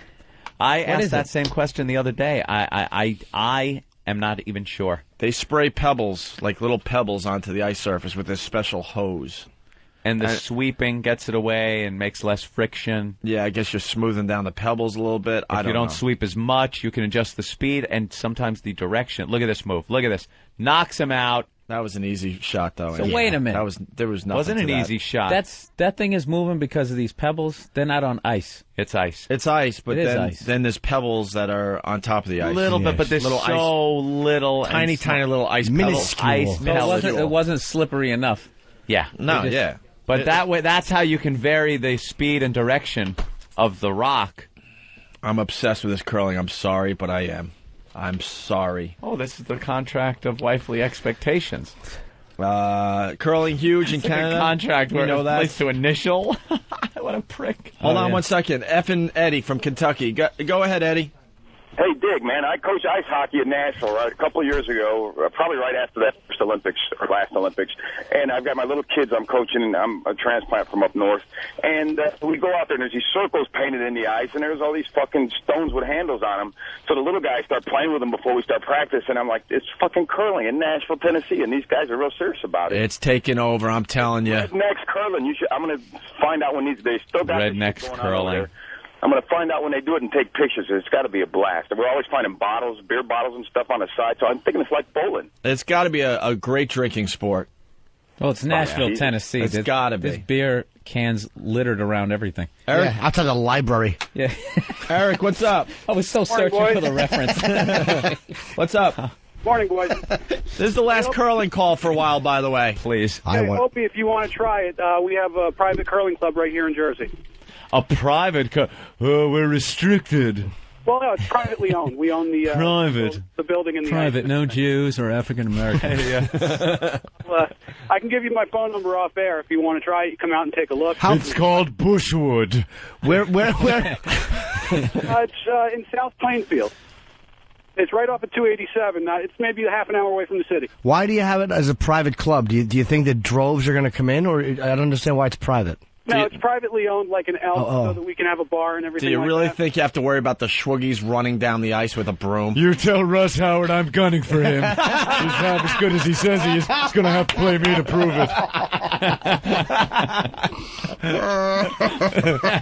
it. That's funny. You trumped me too. I had a good thing going, and you just made everyone forget about that. You knocked my joke rock right out of the circle. Oh, I was curling. We're joke curling, trying to knock someone else's joke. I had a good joke. It was heading toward the bullseye, and you just wham slammed it right out of the circle, sweeping with my Caddyshack reference. Actually, mine was more of a guard. It was an all right joke. Yeah, so Opie, if you want to try it, I'll teach you how. No, dude, I was just. Are you gonna get behind him like the way a guy teaches a hot chick a tennis swing? We'll move up the end of the broom for him. He's going to be sliding with him. Yeah. I think this place is restricted, Wank, so don't tell me you're Jewish. Yeah. Yeah, I would not want to play the game. I don't like cold games. Yeah, like but when you're on indoors. ice. Dude, all you need, I don't want to play once on the you get ice. like 7 or 8 douchebags out there, you're all going to start talking shit, and any game's going to be fun. Any game is fun. Yeah. Oh, yeah. You think if your buddies are out there, you'd actually enjoy the curling? You would be talking. Look, you talk shit the whole game. How the person slides, his You fat ass. suck. Look at him trying to sweep. What kind of insults do they hear? You curl like a Hawaiian. Some other warm climate area. You curl like a Brazilian. Oh, those are fighting words. Douchebags. When does boredom set in, though, and you just start throwing the rocks at your friends and stuff? After the first that's push. what happens. You know, you take it seriously for the first end. It's a 10-end game, and you're like, you know what? You whale another rock into the one they're sweeping. That's hilarious. You know what that is? That's the BB gun factor. Like, remember when you're a kid and you buy a BB gun, it's like the first thing you do a little target practice, and then 3 minutes later you're like trying to blow your friend's brains out. It does escalate fast. That's true. All right, It's nice about setting up You get cans. firecrackers. Ooh, let's try to blow up a tin can. 5 seconds later, you stick it in somebody's pocket. Starts out with putting a little Dixie cup over it. Yeah. And it ends, throwing them at each other. Or there's a frog hopping around. What is this in my asshole? What's that crackling noise? All right. Hey, we went off on an hour-and-a-half tangent. Oops. We're coming back on the highway here. So we were talking about Paul Abdul. We've curled our bits, Opie. Yeah, we're curling back to the curling American Idol bit. Are you watching American Idol, Bill Burr? No. I don't think so. You got to watch it just to hear what Simon says. Guy's unpredictable. No, you know what? I actually watch it the first few weeks and everybody really sucks. And That's when I usually bail, Bill. Yeah. But this ass got me hooked on it. Nah, Now you gotta watch it. I'm into the end now on this one. Now they gussy them up. They dress them all up. They at first they don't care what they come in looking like, but then they do hair, makeup, clothes, teach them how to present themselves, how to address the camera. Then they end up like singing like Barry Manilow songs. It's awful. And then they critique it. Yeah. Yeah. It's awful. It's like Barry Manilow sucked when he sung that song. And all the other shows, it's all about Simon and what he has to say. On this show, it's all about Paula and what she has to say. Yeah, because she is, as far as I can tell, I don't know. What am I, a doctor? Of course not. So I don't know. But looking at her and having looked at people that have been under the influence of some type of narcotic, she does have a similar look and sound and delivery to those people that I have seen that are on narcotics. Oh. Which would lead me to believe, in my personal opinion, which isn't worth a shit, that perhaps there's something going on there. You don't think it's just guilt? Or the fact that she knows if she actually auditioned for the show back in the day, she would have got booed off? Oh, yeah. Oh, if she actually would have. Well, not if our judge was E-Rock. Yes, sir. Who is a huge Paul Abdul fan. Oh, do you like Paul Abdul? Huge. No. Oh, now you're going to say no? This is his old theme music we used to play Yes, you years do. and years ago. So what? He likes this. Look, he's dancing. Yeah, you right now want to jump up and yell the 2 steps forward, 2 steps back. How the fuck that went? Do you like her nowhere. Do you like her edgier 2 stuff steps like forward, 2 steps cold-hearted? back? Yes, Cold-hearted and you snake. starve to death because you're right there. I'm with you, Bill. The edgier stuff. All right, so we got some clips of Paula Abdul just slurring and just saying dumb stuff. Yeah. From last night's American Idol. Allegedly. Would it bother you if I kept throwing the word allegedly, but in the wrong places where you didn't need it? Yeah, she allegedly said. No, she did. It's on Wednesdays. Allegedly. It was good. No sharp moments, but it was good. Mandisa, you were phenomenal. Thank you. And I got to tell you something. To take on Heart is pretty challenging. And, you know, Carrie Underwood took on Heart and sang Alone. I think you broke the record for just magnificent. You were fantastic. What a way to start the show. You broke the record for magnificent. It's just so she and her eyes are at half mast. She's just looking around. She's confused, trying to find the next word. She's teetering into Tara Reid territory. Yeah. Oh, yeah. We noticed also that the girls that are in this competition, because they were all the girls last night and the guys are tonight, and then they vote tomorrow. Fox is trying to figure out some way to have this show on 7 days a week. All the girls, when they sing, have their singing voice. But when they talk, I guess they're singing so much that their voice is Tara Reiding out on them. They all are like doing their interviews with Ryan Seacrest, and they're, it's been a wonderful time here. We all get along so well. Like their vocal cords are so shot that sometimes they just shut off, like Tara Reid's did. She's got the raspy voice.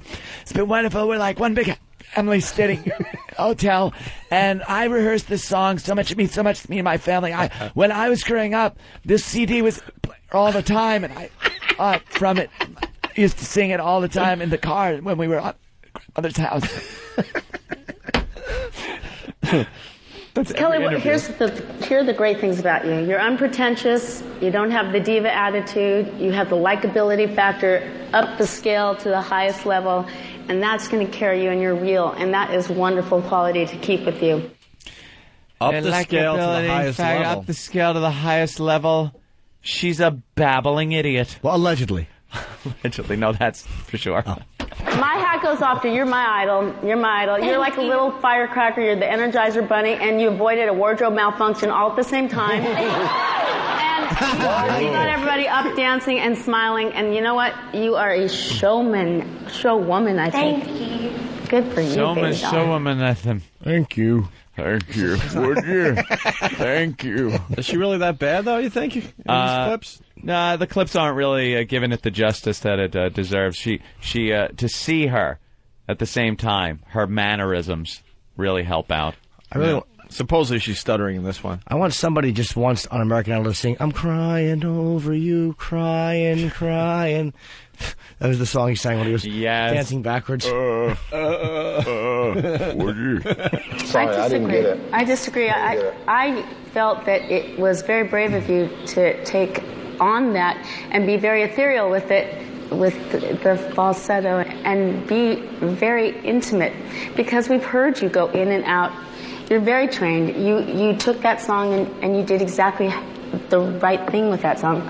So I feel it may not have been the most popular choice, but you still did the right thing with that song. So you made me listen. Thank you. Thank you. Thank you. Yeah, she's not that bad in these clips. Really She not sounds bad. more like maybe like a family pet died that day. Yeah. Turtle got crushed in the driveway. Well, this one was great because she had nothing good to say to this one lady. Yeah, and she's like the nice so she has to come up with something every time. Listen what she has to say. She has 2 turtles, by the way, Cuff and Link. I'm disagreeing with you a lot tonight, Randy. First of all, I think you look stunning.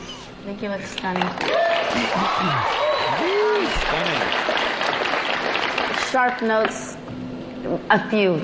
So what? Okay, 5. Your performance was powerful. Your showmanship was on point.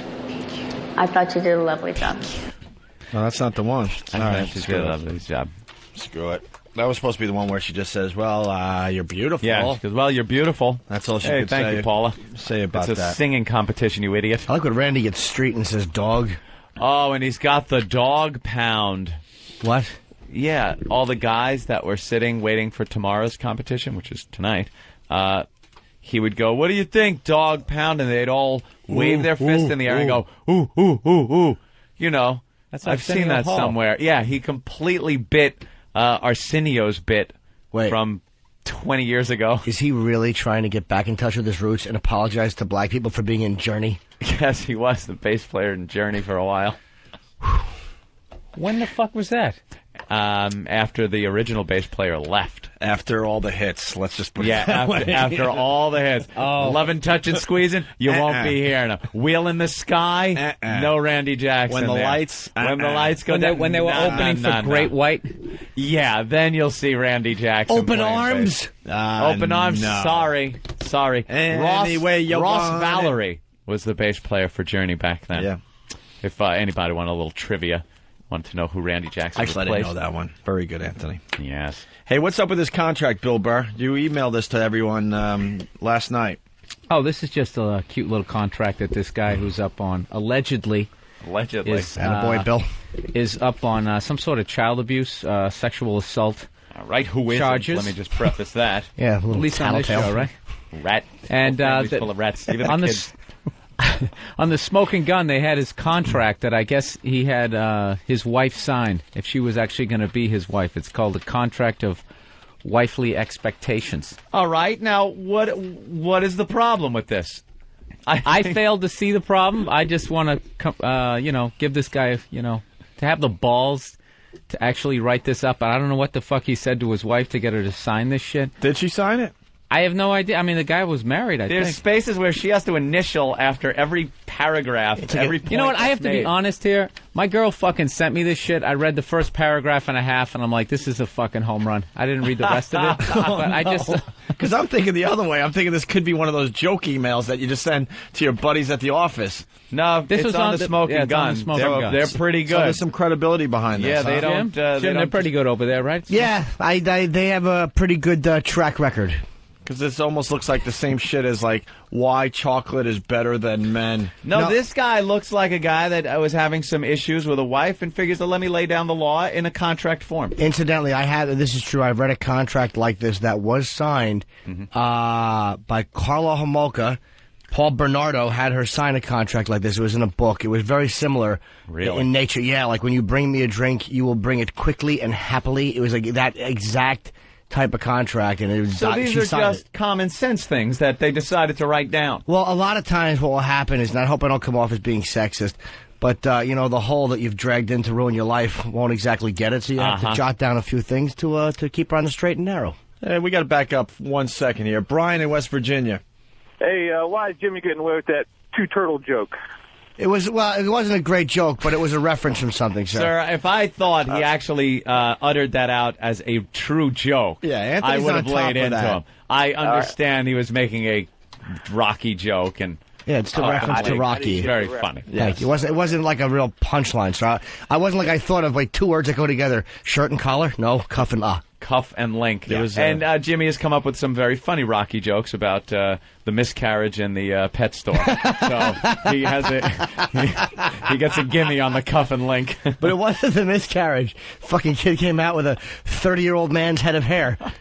He had Eric Logan hair when he was born. That's right. It wasn't a miscarriage. Baby. It was almost. It should have been. Paulie almost gave her that miscarriage. Yeah. Coming yelling at her. She falls on bird feed. Fucking. First she's lugging around a big thing of dog food, ready to drop a kid. Yeah, he's bouncing a rubber ball. Stupid dago. Comes in yelling. Some wop. All right, so back to this contract. What about me? Shut up. Yeah. You're wrong. Friends don't know. That was in 3 when he got stylish. Yeah. He's good. All right, contract of wifely expectations. It says, for purpose of clarification, you and any form of it will refer to... That's her name. Oh, her name. Blank Fry. I and any form of it will refer to Travis Fry. Yeah. Fray, whatever the guy's name is. So it starts off with the hygiene. Hygiene and self-care. This is what he expects. And she had to initial this. You will shave every 3rd day, which includes underarms, chest. She probably had nipple hair and he hated it. Oh. What is that third word there? Legs. Oh, legs. You know, what every girl says. Legs and pubic area, navel to anus, in parentheses. All areas are to be completely clean-shaven. Above your vaginal slit, you may have a patch of pubic hair in any shape that must be centered above your vaginal slit.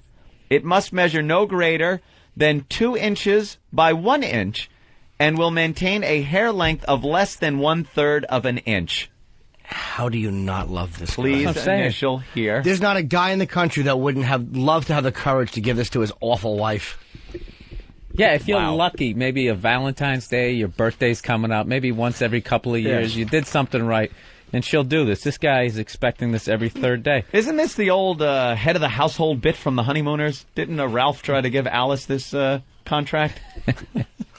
Alice, shave that box. Clothes and other apparel. All right. You will wear only thigh-high... thigh highs. Oh, thigh-highs, garters, and only thong panties. The only exception will be during your menstrual cycle, at which time you could wear either or both. Oh, either or both. Mm-hmm. Half of your shoe purchases will be high heels 2 inches or more. You will then wear high heels more often. You will give me all non-thong panties and all pantyhose, all tights, all knee-high and or ankle-high nylons. You will be able to keep 5 pair of non-thong panties of your choice for use during your menstrual cycle. Initial here. What is fucking wrong with this? I gotta call Bravo Sierra. Come on. Is this real? This guy wrote this contract for his wife. I'm telling you, they must have had. I'm gonna go out on a limb, kind of like Paul and Carla had some weird dom sub thing where she might have even been turned on by this complete. Really? Yes. Well, this guy is on the smoking gun because of some kind of charges. I don't know actually. It's allegedly, isn't it? It's here's the story. All right, Opie's got the story. Thank you, Travis, for flailing wildly, and it's completely distracting me and giving me zero information. Thank you for that. A Council Bluffs man is accused of kidnapping his own wife, and prosecutors allege he devised a marriage contract to establish what his wife was to do and when she was to do it. Mm-hmm. Travis Frey, 33, is accused, among other things, of giving his wife chances to win good behavior days. That's fantastic. We have to read every word of this contract now. This is just, they started off doing a little role-playing. Yeah. They didn't have a safety word. Yeah, and this is where it went. When she was saying, get me out of the trunk, it was just making his dick stiffer. And she didn't realize that he was serious. You know what's hotter than having one of those scenarios with a safety word is keeping it going even while she screams the safety word. Yeah. Hotter for the guy. Green apples! Green apples! Yeah. Take it, bitch. Yeah. That's our safety word. Fuck you. There is no safety word. You're choking her, fucking her ass. She's trying to yell green apples. She starts yelling Macintosh, Red Delicious. Green apple! Green apple! Choke on it. I said this guy was up on child molestation charges. That was my fault. Well, here's the rest of the story. According to court records, Fry's wife told police her husband tied her to their bed with a rope and sexually assaulted her at least 3 times. Mm-hmm. Fry's wife also provided police with an alleged marriage contract, which was entitled Contract of Wifely Expectations, which we have in front of us here. In it, Fry allegedly gave his wife chances to earn good behavior days, or GBDs, by complying with certain demands such as hygiene and self-care. You will shave every 3rd day. The contract states you will be naked within 20 minutes of the kids being in bed. We haven't gotten to that part that's yet. in sleepwear and sleeping. Don't ruin it. All right, the document spells out how many points can be earned by performing certain sex acts. Wow, sit down and get comfortable, kids. We got to read every word of this contract. Yeah. You know what's funny is beer commercials have this exact same theme, like, the guy fantasy. Right. There's always like some your chick's always dressed like a fucking cheerleader. She's dressed like a cheerleader or the little French maid, and she's signing this with a smile on her face. Yeah, this guy's just trying to make it happen. He had a dream, and it's not contract of wifely demands. It's expectations. Absolutely. This is to be expected of her. All right, let's get to sleepwear and sleeping. Sleepwear and sleeping. Yeah. And if I stammer through a little of this, it's because the really copy hard to we read. have is a little, the font is small I thought and you were it's still doing your smeared. Paula Abdul impression. Yeah, yeah. When we are at home and alone as a family, you will be naked within 20 minutes of the kids being in bed, and then sleep naked unless otherwise instructed. If I am not home when the kids go to bed, you are still to be naked before I return home. The only exception will be during, of course, your menstrual cycle. When we are not at home and not alone as a family, you will try to ensure that we sleep together. If we do sleep together, you will sleep naked. I will make exceptions for sleepwear, but only if you do not ask for them. It's under his own discretion. Absolutely. Exception will be given based on how well you follow this contract in its entirety. If we do not sleep together, your sleepwear must conform to the standards for expectations. Exceptions, Anthony. This is a contract. Don't make it up. You know something? It's very hard. It's very smeared. This is legally binding. When exceptions are given, the following is acceptable and is your choice. T-shirts, pajama tops, or gowns, as long as the overall length is not past your knees. Panties, any type, can be worn also. Absolutely no bottoms, shorts, pajama pants, or full gowns can be worn. When we are in bed together, I can cuddle, spoon, hold, or touch you in any way, as long as it does not excessively disruptive to your sleep. Do you know how hard his cock was writing this? Yeah. Do you understand the fucking masturbatory fantasies that were being fueled by writing this? So this guy's saying he can cuddle and touch her as long as it does not excessively disrupt your sleep? Is he throwing her a bone there? I guess. Yeah, he's actually showing that he's, like, hey, I can touch you and stuff, but if it disturbs your sleep, I'll back off. Right. Let's go to Spike in Chicago. Spike? Hey, guys. Hey. Jimmy's right. This is in some circles, like Dom sub circles, this is a slave contract. Oh, yeah? But they're a married couple? Yeah, they're married. Sure, married couples, non-married couples, they'll write up contracts stipulating everything from what they have to do in bed to what they have to wear and how they give oral sex, all that kind of stuff. There's so much I just don't know about out there. Believe me, I'm rifling through thoughts to put down for a contract of my own. I love this idea. All right, Spike, thank you. Let's go to Charles in Delaware. Charles? Hey, question. Hey, good morning. Hi, Charles. Hey, man, can you speculate? What do you think would be a max hardcore's marriage contract, Jimmy? Jesus, I don't know. You will wear a septic tank on your head. You will not cry when I bring back memories from when we were 4. Yeah, awful stuff. I'm digging my time. All right, let's get back to the contract of wifely expectations. Here's my time. When we are at home and alone as a family, from when you are to be naked until 12... Do you know if that's p.m. or a.m.? A.m. Until 12 a.m. They go to bed early, it looks like, because they got the kids and stuff. Yeah. Or for 3 hours, whichever is later, will be my time. Oh, no. This time will be time you will devote solely to me, whereas you will be in my service to do, and underlined, anything and everything I want, which may or may not be sexual in manner. When we are not home or not alone as a family, my time will be modified as follows. You will have your clothes, you will be able to speak openly, and you won't have to perform anything sexual before we are in bed. However, all other rules still apply. Of course they do. But if this is your time, isn't it really our time? Dude, this guy is setting himself up for the greatest fucking marriage ever. Oh, he's trying. Absolutely. I'm really trying to find something in here that I disagree with. Now there's like a sub-little thing he spells out. During my time, you will and will not. There's wills and will nots. Let's hear the will nots first. The will nots. During my time, you will not argue about anything with me or to me. That is... That should be in every contract. This guy's a pimp. He really is. You will not complain about anything to me or about me. You will not cry, sob, whine, or pout. Oh. You will not sigh, moan, bulk, or otherwise show displeasure or unhappiness. He's saying don't be cunty. Right. During my time. He's basically saying be a guy. Yeah. You will not raise your voice at or to me. You will not be condescending to or about me. You will not ask for anything from me or of me. or for me. Right. You will not be distracted from me by other things. Okay. That is like the top 10 things or 8 things that you complain about. Every guy complains about that girl. That is amazing. This is actually in the same contract that the interns have to sign with Opie. You ass. During my time, now the wills come up. Okay. You will be subservient, submissive, and totally obedient.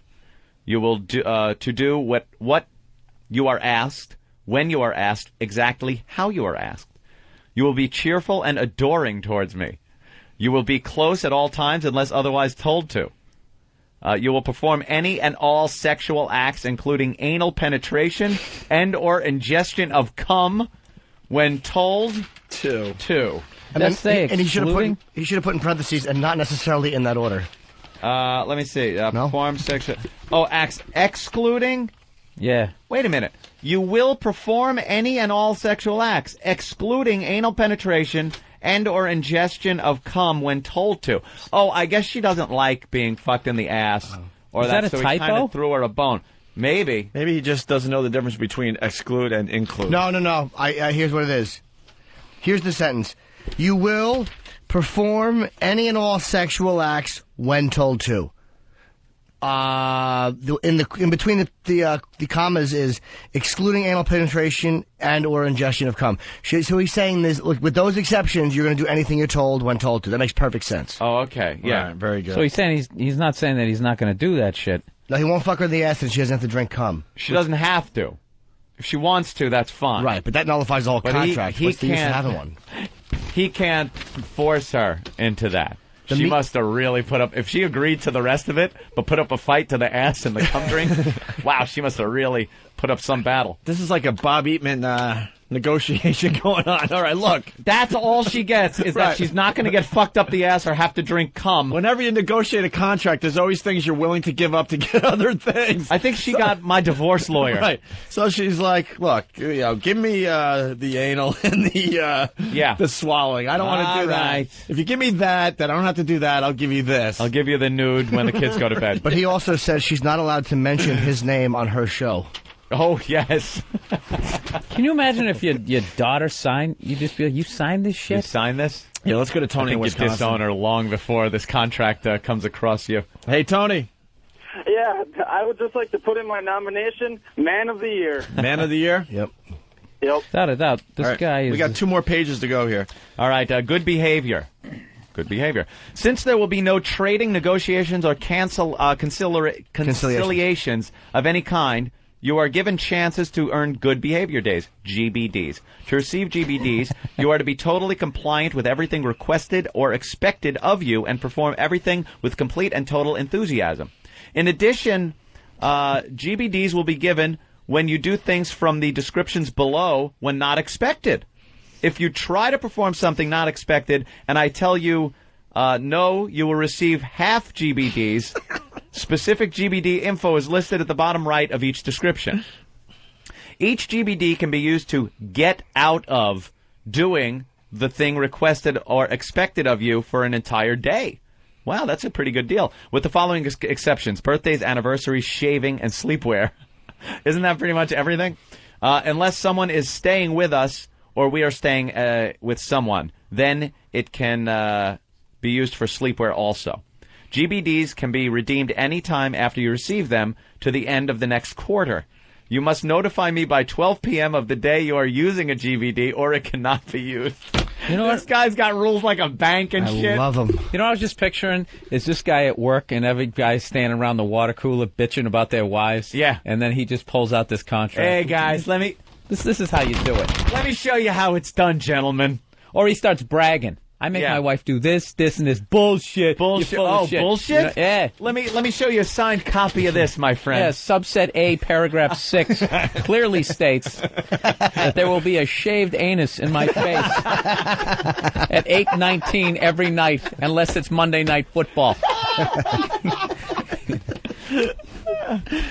All right, now it's the misbehavior and non-compliant part of the contract. Yeah. Misbehavior is when you complain about what is requested or expected of you, or when you try to negotiate something else instead of what was requested or expected of you. If this happens, you will lose 5 GBDs per incident. Wow. Wow, so you earn 1 GBD at a time, but you can lose 5. It is also misbehavior when you perform half-assed. If this happens... if you're just calling it in. You will lose the GBDs. If you're just calling in your anal performance, you're going to be docked. So if you... She's not rubbing his balls during the blowjob. Get this. That was really a subpar blowjob. Yeah. It is also misbehavior when you perform half-assed. If this happens, you will lose the GBDs that would have been given to you. So if you try a little extra credit to earn a GBD and you fuck it up, you don't only not get the GBDs that you would have, you lose GBDs. And you know what's hilarious is after, like, the sexual act, she's like the figure skater sitting there waiting to get her scores. All out of breath and sweating, talking to her coach. Somebody holding her hand. How someone gives her flowers. Yeah. I think we should... Hey, you didn't rub the taint. It was a little half-assed. People throwing roses. She's going to be disappointed with this GBD score. I think we should start a GBD program with the guys around here. With the workers and interns and... Oh, how many GBDs would Iraq lose? Oh, every time something fucks up on the computer. Oh. There will be a bacon, egg, and cheese sandwich. Yes. All right, here we go. Where are we? If it continues after the GBD are lost, then you are considered non-compliant. However, it is not misbehavior to state that there are specific situations requested or expected of you that can hurt or cause pain. Okay, so if she's going to be in pain, she can make a request that not continue, and that won't be considered misbehavior. I think he's showing his sensitive side. This guy is a little too sensitive. This guy's mushy as far as I'm concerned. It is also not misbehavior to suggest ways to avoid those specific situations other than to propose not to do them. Why don't you just sign over the farm, pal? Jesus Christ. Dude started off all strong, and now in misbehavior and noncompliance, he's fucking it all. He's giving it away. No, I know what this guy's all doing. right, Bill? If he slapped this fucking thing down, like 100% of everything that he wanted, that you're going to shut the fuck up and do everything I want, she's not going to sign it. So he's got to do is just give her some gray area that maybe, hey, this guy's got a good heart if I don't want to do it. But later on. You think during the middle of the act when this psycho's dick is standing up, he hears anything but yes? It's going to hurt me. I suggest we do it another way. Yeah, he's going to go, oh, okay. That was paragraph what? Yeah, no, he's going to ram it home and say, shut up. Read paragraph 1 where it says no complaining. Yeah, during my what you time. will not do. Right. You are to do everything that is requested or expected of you. If you do not, you are considered non-compliant. You are also non-compliant if you start something and cannot or will not finish, even if you state that you are in pain or something hurts. All right, so once you start it, it's over, Johnny. You got to finish. Once you let me poke the head in, it's all going in. Okay, now it makes sense. It's like a cell phone contract. Shit. Between the hours of 8 and 12. This guy's a free genius. nights and weekends. How many minutes do I get? He fucks her in the ass. It's considered roaming.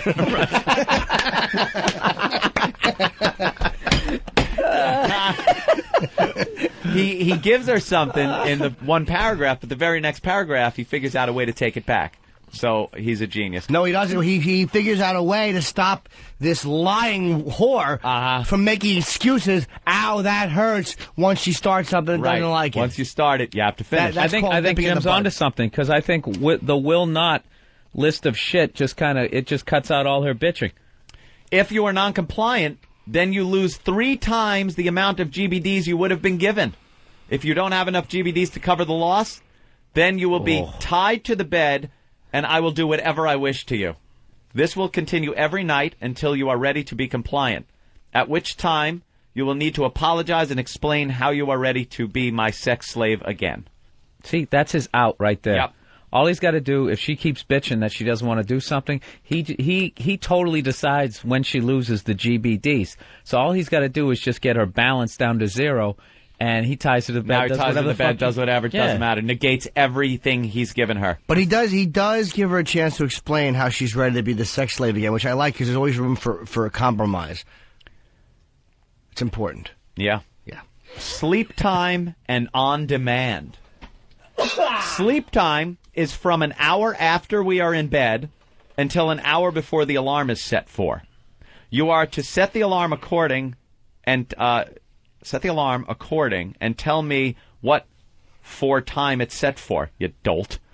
That's what it says. Yeah. If it happens that we are traveling or we are at an event and we are not able to be home or in bed, then sleep time will be considered 11 p.m. to 7 a.m. During this time, you are not expected to perform anything. However, at any time, I can cuddle, spoon, hold, or touch you. There are certain circumstances when you are to perform any and all requests immediately. This will, on demand, mean what I say, when I say, where I say, how I say. The circumstances are any time from 20 minutes after the kids are in bed up to an hour after we are in bed.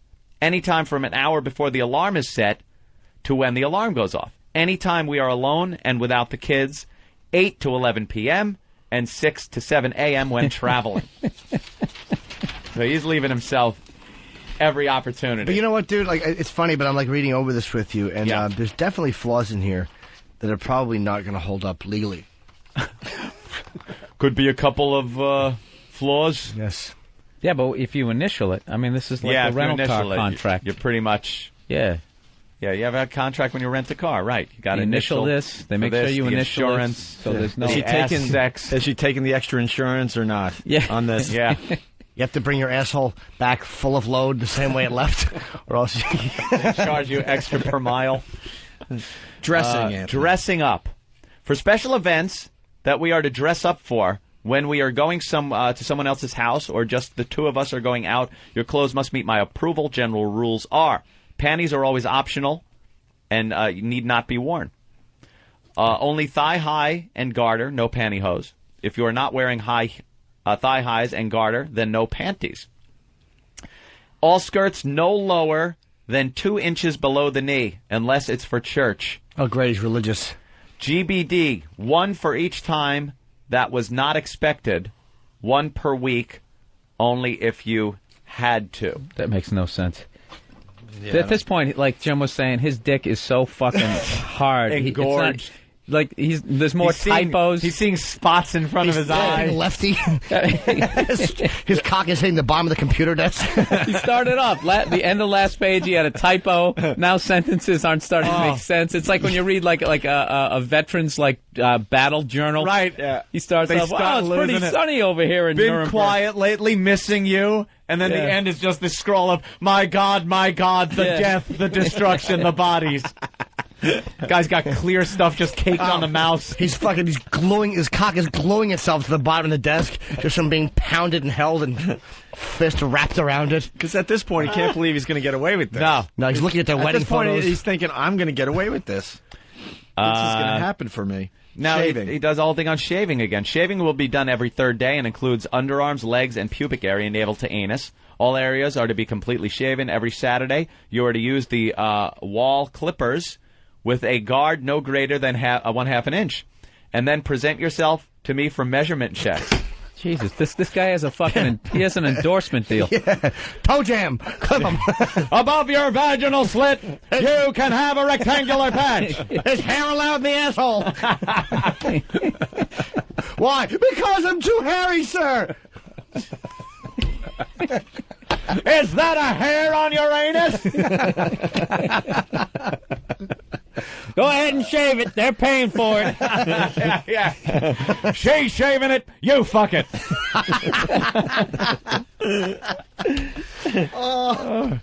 She gets her menstruation. What is your major malfunction?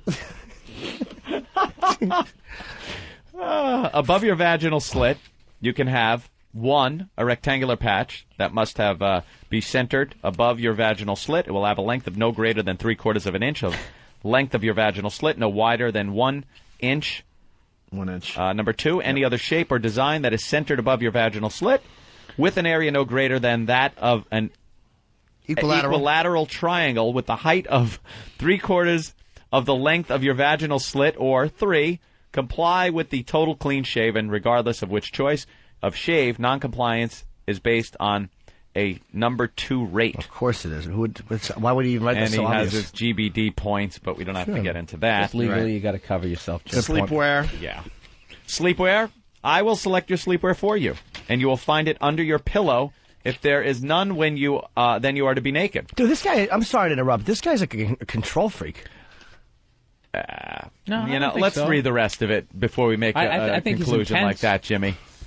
The guy, he's organized. I think he's exactly leaves no detail. Right. Why leave it open for some broad to make decisions for herself, make you unhappy? That's true. He's basically like Felix Unger if he were a rapist. You are to have your sleepwear on within 20 minutes after the kids are in bed.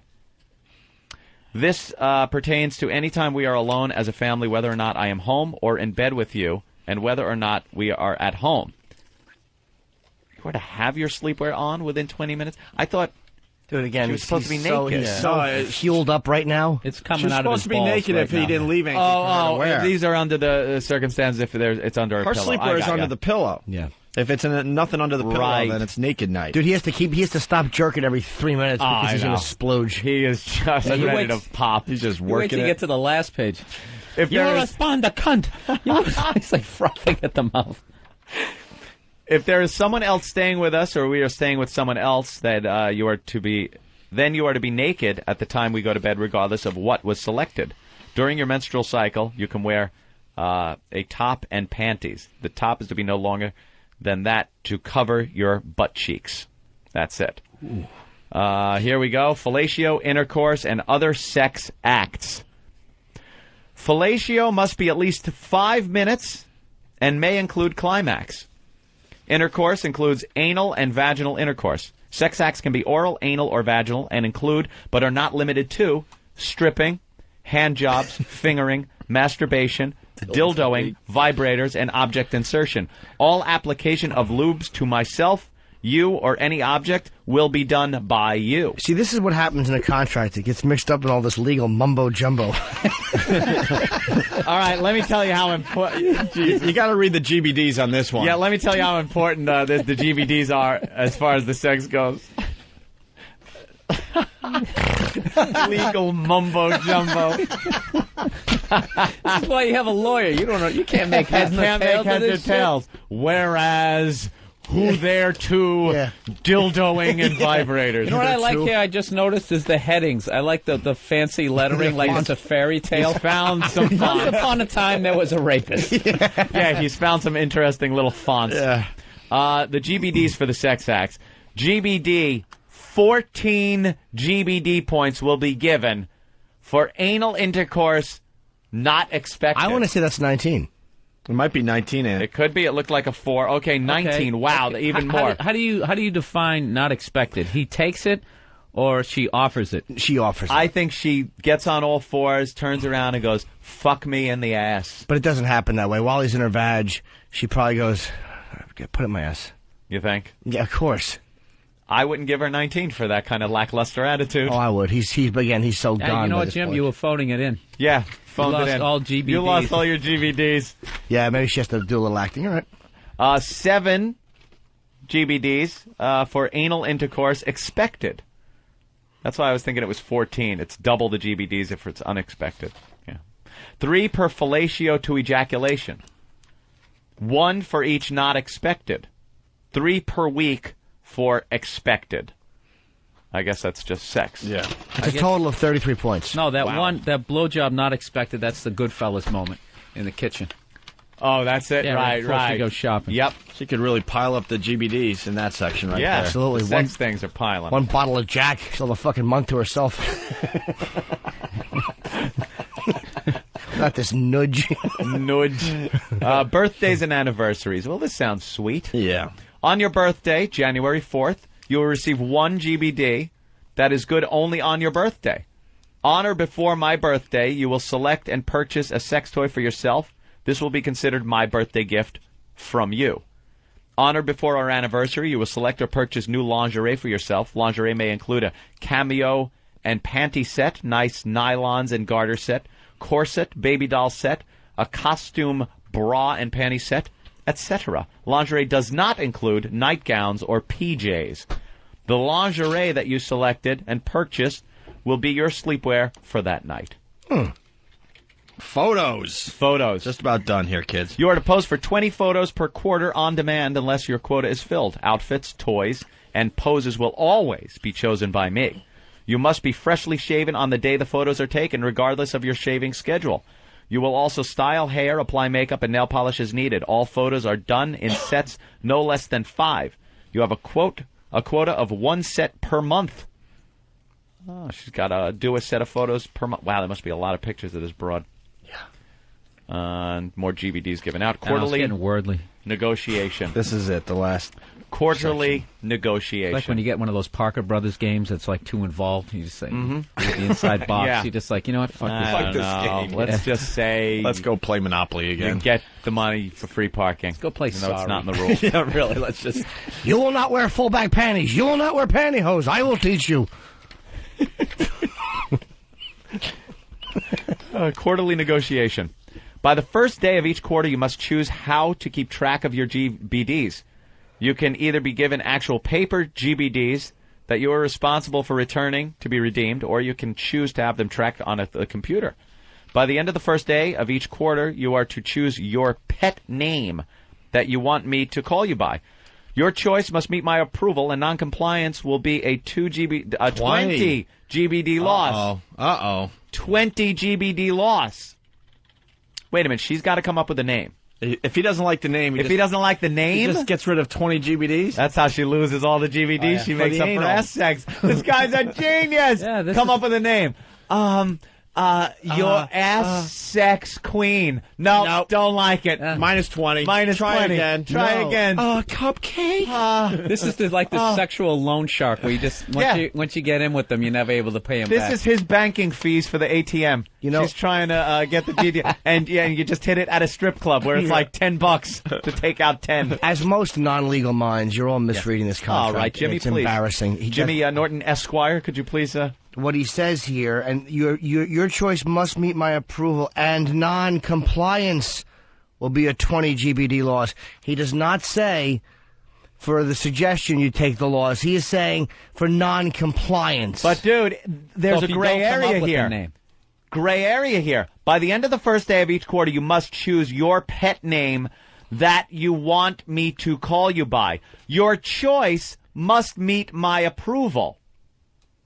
And non-compliance will be 20 GBD loss. Right. So he can say, obviously it seems as if her not coming up with a name is non-compliance and will cost 20 GBD. Or by not changing it. But he can turn this into, at any time of his choosing, that if he doesn't like it, it is also non-compliance. Does say your choice. It's in the same paragraph. Your choice must meet my approval. Counselor? Non-compliance is about not coming up with a name or not changing it. Maybe it's written in a gray area way, but it's not about coming up with a name because that's too much gray area. Nobody would sign that contract. It would be silly. Yeah. Well, you know something? Let's leave that to the lawyers to argue about for years. For years. Believe me, well, a lot of people think that Ginsburg will go one way and Thomas another, because Breyer is very predictable with this I stuff. remember Frey versus Frey, the vaginal or anal intercourse. No, it's more like I remember Jefferson versus alleged slave lover. This is not a contract. It is a description of rules for you. You can, within 2 weeks prior to the end of the quarter, request a change. If you request a change before that time, you will lose 10 GBDs. Negotiations requested in a timely manner will be done after you are in your sleepwear. All properly made requests will be considered. Changes will be made. Changes made will be explained at the beginning of the next quarter. So she does have a chance to negotiate. That is brilliant. This should be posted online, to be printed out, and taken home by every gentleman. As a great man once said, if she shaves her clit, you must acquit. Let's go to Clown Raper. Clown Raper. That's not his real name, Opie. Clown Rapper. Rapper. I like Clown Raper myself, but all right, Okay. Clown Rapper, what's up? This guy is not the genius that we think he is. There's no fatty clause. Where is the fatty clause? Oh, a weight gain clause. God damn. Excellent point. Subsections. This is like you know what this is like, though? This is like our own Constitution. This is like our Constitution. You need some amendments. You start it. You got to start somewhere. We the people. Right. But I think he covers And then you kind of add amendments to the whole thing. A fatty amendment. What do you think? Bill thinks it's covered. I don't know. This if is I how he agree. covers it. For any sort of non-compliance, he takes away the GBDs. He ties her to the bed. She can't eat. So she put on, 2-3 pounds. You just leave her there for a couple of days. Okay. Right. So in this contract, he has ways to keep her thin. You feed her dry wheat toast for 3 days. Good point. Let's go to Eric and then in Tennessee. if she continues to complain, you can bang her in the ass the rest of the week. Eric, what's and up? She can't. Hey, boys, I'm getting married in 6 months. Can you send me a copy of that? Yeah, where can people get a copy of this? Because everyone's asking for a copy so they can check it out on their own. RichVoss.com. Bonnie actually made Rich sign it. We might have it linked up on opieandanthony.com. Let's say hi to Stacy in Baltimore. Stacy, what's up? Hey, I just want to call bullshit on this whole thing with this chick because personally I think she's just an ultra submissive chick.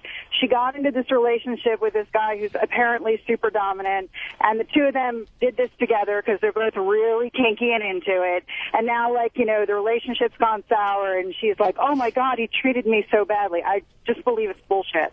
All right. Oh, so you're saying he didn't kidnap her? No way. Yeah, it's a real story. You can go to the Smoking Gun to check out the contract for yourself. Natasha, what's up? Miami. Hi. I love this idea. I can't wait to download it for my husband. Wow, you really like this? Yes. Actually, I can't believe he didn't think of this. Why? Are you a sub? Yes. Good girl. Ooh. So you would sign something like this? Oh, yeah. Yeah, I think, when we were dating, he was much more controlling, and I loved it. And now he's, getting a little bit afraid of me, and I don't like it at all. Do you like your hair pulled? Oh, yeah. Well, that's nothing. No, of course it's not. What do you mean, like nipple clamps you like, your face slapped? Yeah, what's the craziest thing you do there? Craziest thing? Well, he once really kind of hurt me when he, put clothespins on my nipples and did me up the ass at the same time. That was a little much, but... Broke a little sweat there? Does he bite you? Oh, yeah, he likes to bite. On your back and stuff, right?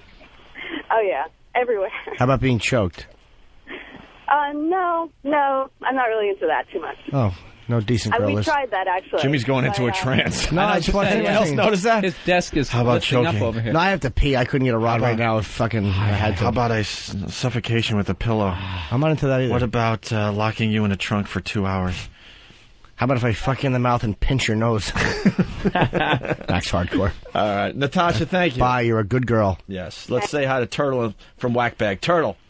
Hey, guys, I live in Iowa, and this guy is absolutely a visionary, but he's being condemned by the local papers and the television. They're calling him a sexist, misogynist, just basically asshole. But goose. I think he's visionary. The reality, he's ahead of his time. We're not ready for this. Exactly. They thought that Galileo was a kook, and all these other people.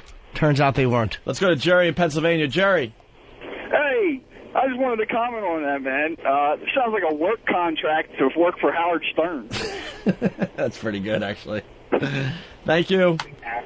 All right, man, later. All right. We haven't taken a break in a very long time. I got to take a leak already. A little tease here. Heather in Minnesota. What do you got for us after the break? I'm just calling about my little show last night. This is Two Bugs. And Jimmy told you to call? Yeah, Jimmy told me to call. All right. This girl, Heather, she got crazy on Pal Talk last night, and she's calling in to tell us all about it. Right? What the hell happened there? Hello? That's even more bizarre. Heather? She's back on hold. I have no idea how that happened, but we still have Heather from Minnesota. What room was she in, Jimmy? It might have been it was one of the Opie and Anthony fan rooms. Because I couldn't even get into the goddamn Opie and Anthony fan room last night. I always can. There was 250 people in there, so it peaked out. And I was trying to get in, and it kept saying, the room is maxed. The room is maxed out. You need to get more memory on your computer. That's what the problem is. No, it's not. I'm telling you, no. Stop using dial-up. What's Pal Talk? What is this? What are they doing with the curling? You don't even want to know, Anthony. They've taken out a giant compass. They're measuring to see who's closest to the bullseye. Is that it? And the guy throws the red thing out? That's why that's not in a bar. How much do you think that compass cost? $15,000. It's got to be a few bucks, yeah. Perhaps more than that, Hope. It's got to be calibrated by a professional calibrating guy. All right, listen. What do you do for a living? I calibrate the curling compasses. The curling compass. No, but Anthony, you just got to get some more RAM in the hard drive thing. The RAM in the hard drive. That's what it is. Load it right in the side of it. Bill Burr's a blithering idiot when it comes to computers. I know a lot about him. I used to work at CompUSA. Jimmy Pissoff? What's the record? A minute 57? Whatever it is, but I'll have them with you, All right, kiddo. I'm going for the record today. We're doing the same urinal, too. Helmet to helmet. Two men fighting it out. Remember our contract, Jimmy. You will hold my cock when I piss, unless otherwise instructed. And you will make the yummy noise whenever it's presented to you. Non-compliance is loss of 20 GBDs. And all mic privileges. Rich Voss joins the program next. A big anniversary for Rich Voss. We'll explain next. Stay there.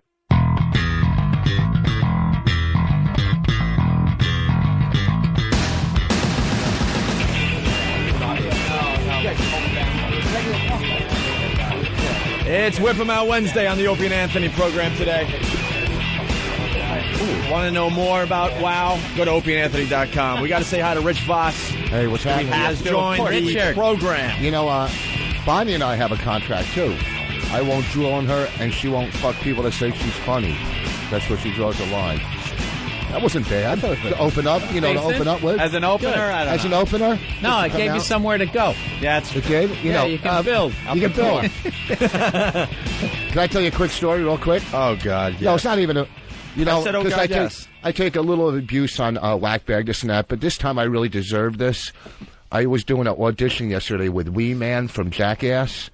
Oh, God. And he has bigger hands than me. I put my hands next to him. Oh, my God. I swear to God. So when they call me midget fingers or midget hands, they're really right. They're very correct. Hey, it's Voss. By the way, it's Voss. We had a pee off during the break. Yep.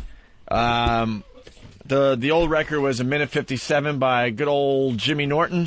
No, Jim Baby Ass Norton. Yeah, Baby Ass Norton, who loves showing his ass off to everybody. He's got a baby's ass on a grown man. My nickname in the bar was Doll Cheeks. That's what they called me. It's a child's ass. Certainly is. Old record, a minute 57. Uh-huh. I went in there and did 2 minutes and 33 seconds. 2:33. To set a record that only lasted for 7 seconds because Jim Norton still holds the record. Wow. Longest pee at 2 minutes and 40 seconds. And it was a real pee. I don't cheat. I didn't stop. When I have to piss that, because I on planes, I'm flying the aisle. I piss constantly. And it's like every time, I can't even get it out all one. It's my breathing. It's all like... If I breathe a certain way, it almost like opens like the Get Smart gate. You're an athlete. More has to come. You've taken home urinal gold. And plus, when he pisses out long, he has an excuse to sit in a rest area.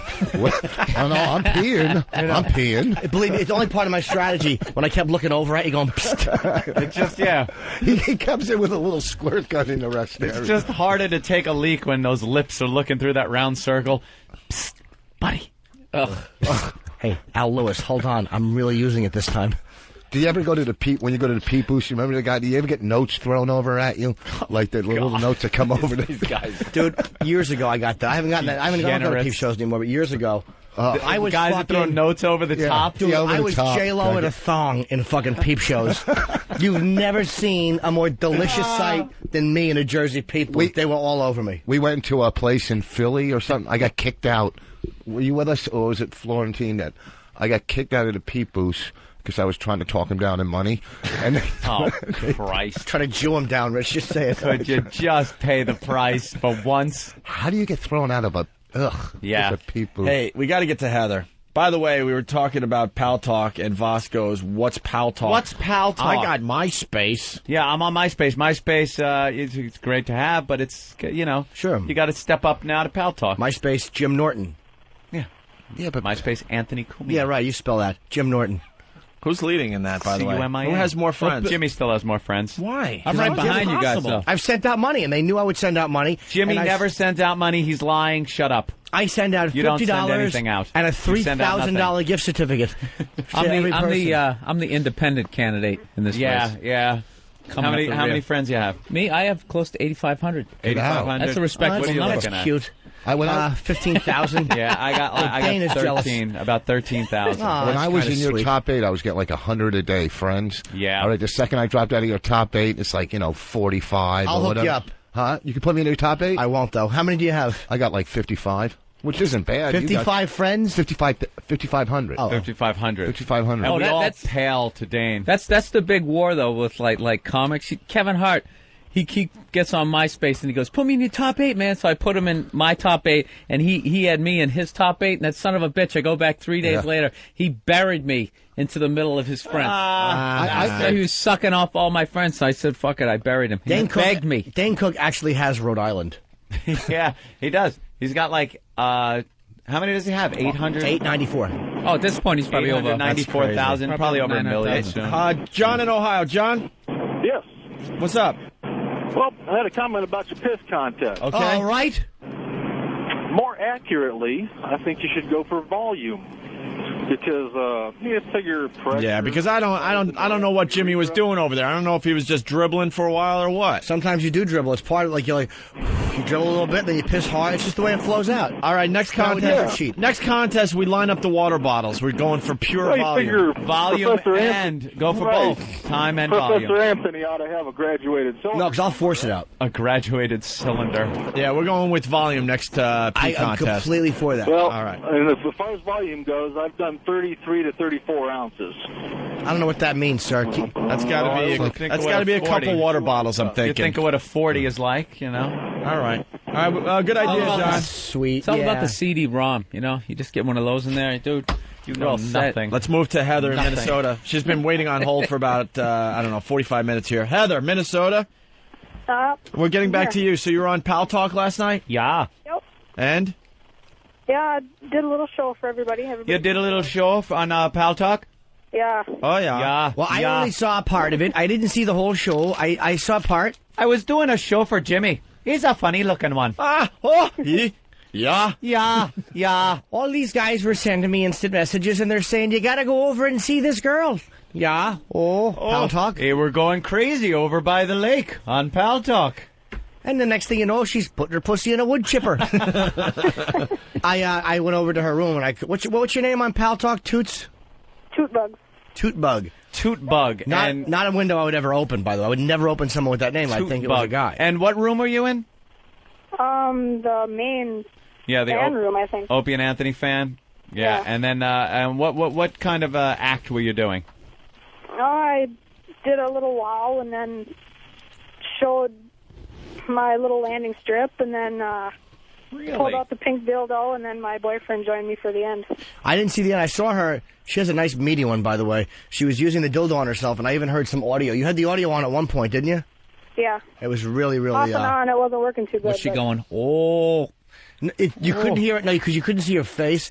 It was just a crotch shot. Oh, yeah. And what did it sound like? It sounded like Jimmy Stewart eating applesauce. Is what it sounded like. It was just like... very sexy. I didn't see the boyfriend part. I missed the sex. Oh, you missed the best part of it then. Yeah, I know. Do you spank it to these girls? No, I don't. I circle biblical passages. Stupid. I spank it when they're fully dressed and crying about a dead relative. It's all about a lot of the Pal pussy Talk. and a computer. I'm jerking off. A lot of the Pal Talk is about hooking up. There are conversation rooms, but then there's an adult section. And you click on that, and there's a bunch of rooms of things like... let me pull up some name rooms for you over here. We'll go to rooms. Yeah, click on the hard drive. Adult. Shut up. And a playground. All right. Orgasms Are Us, multicam, and oral. There are 350 people in there. iPorn, pervettes, flicks, and cams. Ladies making men hard. Ooh. We like to be watched. Anal sex and porn videos. BBWs, big beautiful women, no rules. Ugh, there should be nobody in that room. Just 5 cows. Bisex. 5 cows grazing. Bisex orgy. Hardcore anal pee fetish extremes. And then you pop onto these rooms. Let's say, guys, you're going to lose the sound for a minute because I'm going to punch one of these rooms up. Let's see. See these cams? Now let me pop a couple up. Look. There's someone with a foot up someone's ass. Oh, my God. Quite literally. Up a dude's ass. That's nuts hanging down. Up a guy's ass. No, that's a hand. That's a hand. Wow. That's it's a hand? It looks like a knee. That's a foot up to the heel. That's a knee up to the heel. That right? is fucking... No. Is it, or is it an arm? Oh, it's an arm. Dude, what is it? That's a foot. It's a leg. No, it isn't. Because here's another leg. No, it isn't. It doesn't look like Norton has a baby ass there. It's a foot. Hand. It's a fucking hand. Look, here it's coming out. It's a foot, you idiot. Oh, my God. Jimmy, look, it's a foot. It's a hand. Jimmy, it's a foot. It's a foot. God, that is a foot. Ah! Oh, look at the exit wound. Look at the exit wound. Oh, he just sucked it back in. Look. It's moving like a horse's ass after it takes a shit. Oh, my God. Oh, shut it off. Shut it off. Shut the fucking thing off. That guy just got a foot up his ass. Is that his bleeding? Holy shit. Shut it off. I can't take it. Shut it off. Holy shit. It looks like a volcano that's about to erupt. It's just bubbling and ready to go. That was horrid. I can't wait to get on that site tonight. Oh, my God. That could be putting a camera in your room. Oh, wow.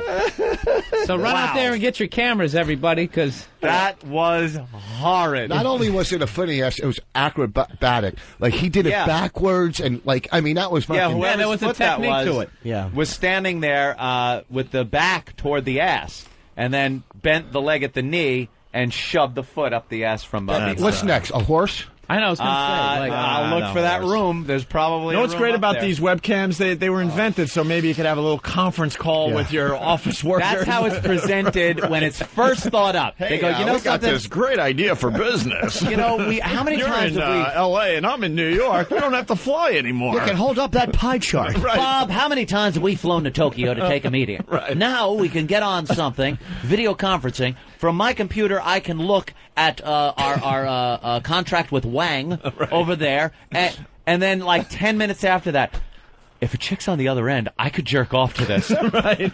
Get on it. Wait, you don't think it was pitched like that in the big meeting? Like, look, my friend puts his foot in his friend's asshole, and I'm always listening to it on the phone. I don't believe him. Well, we'll get back to you about this. What kind of money allocation are you looking for?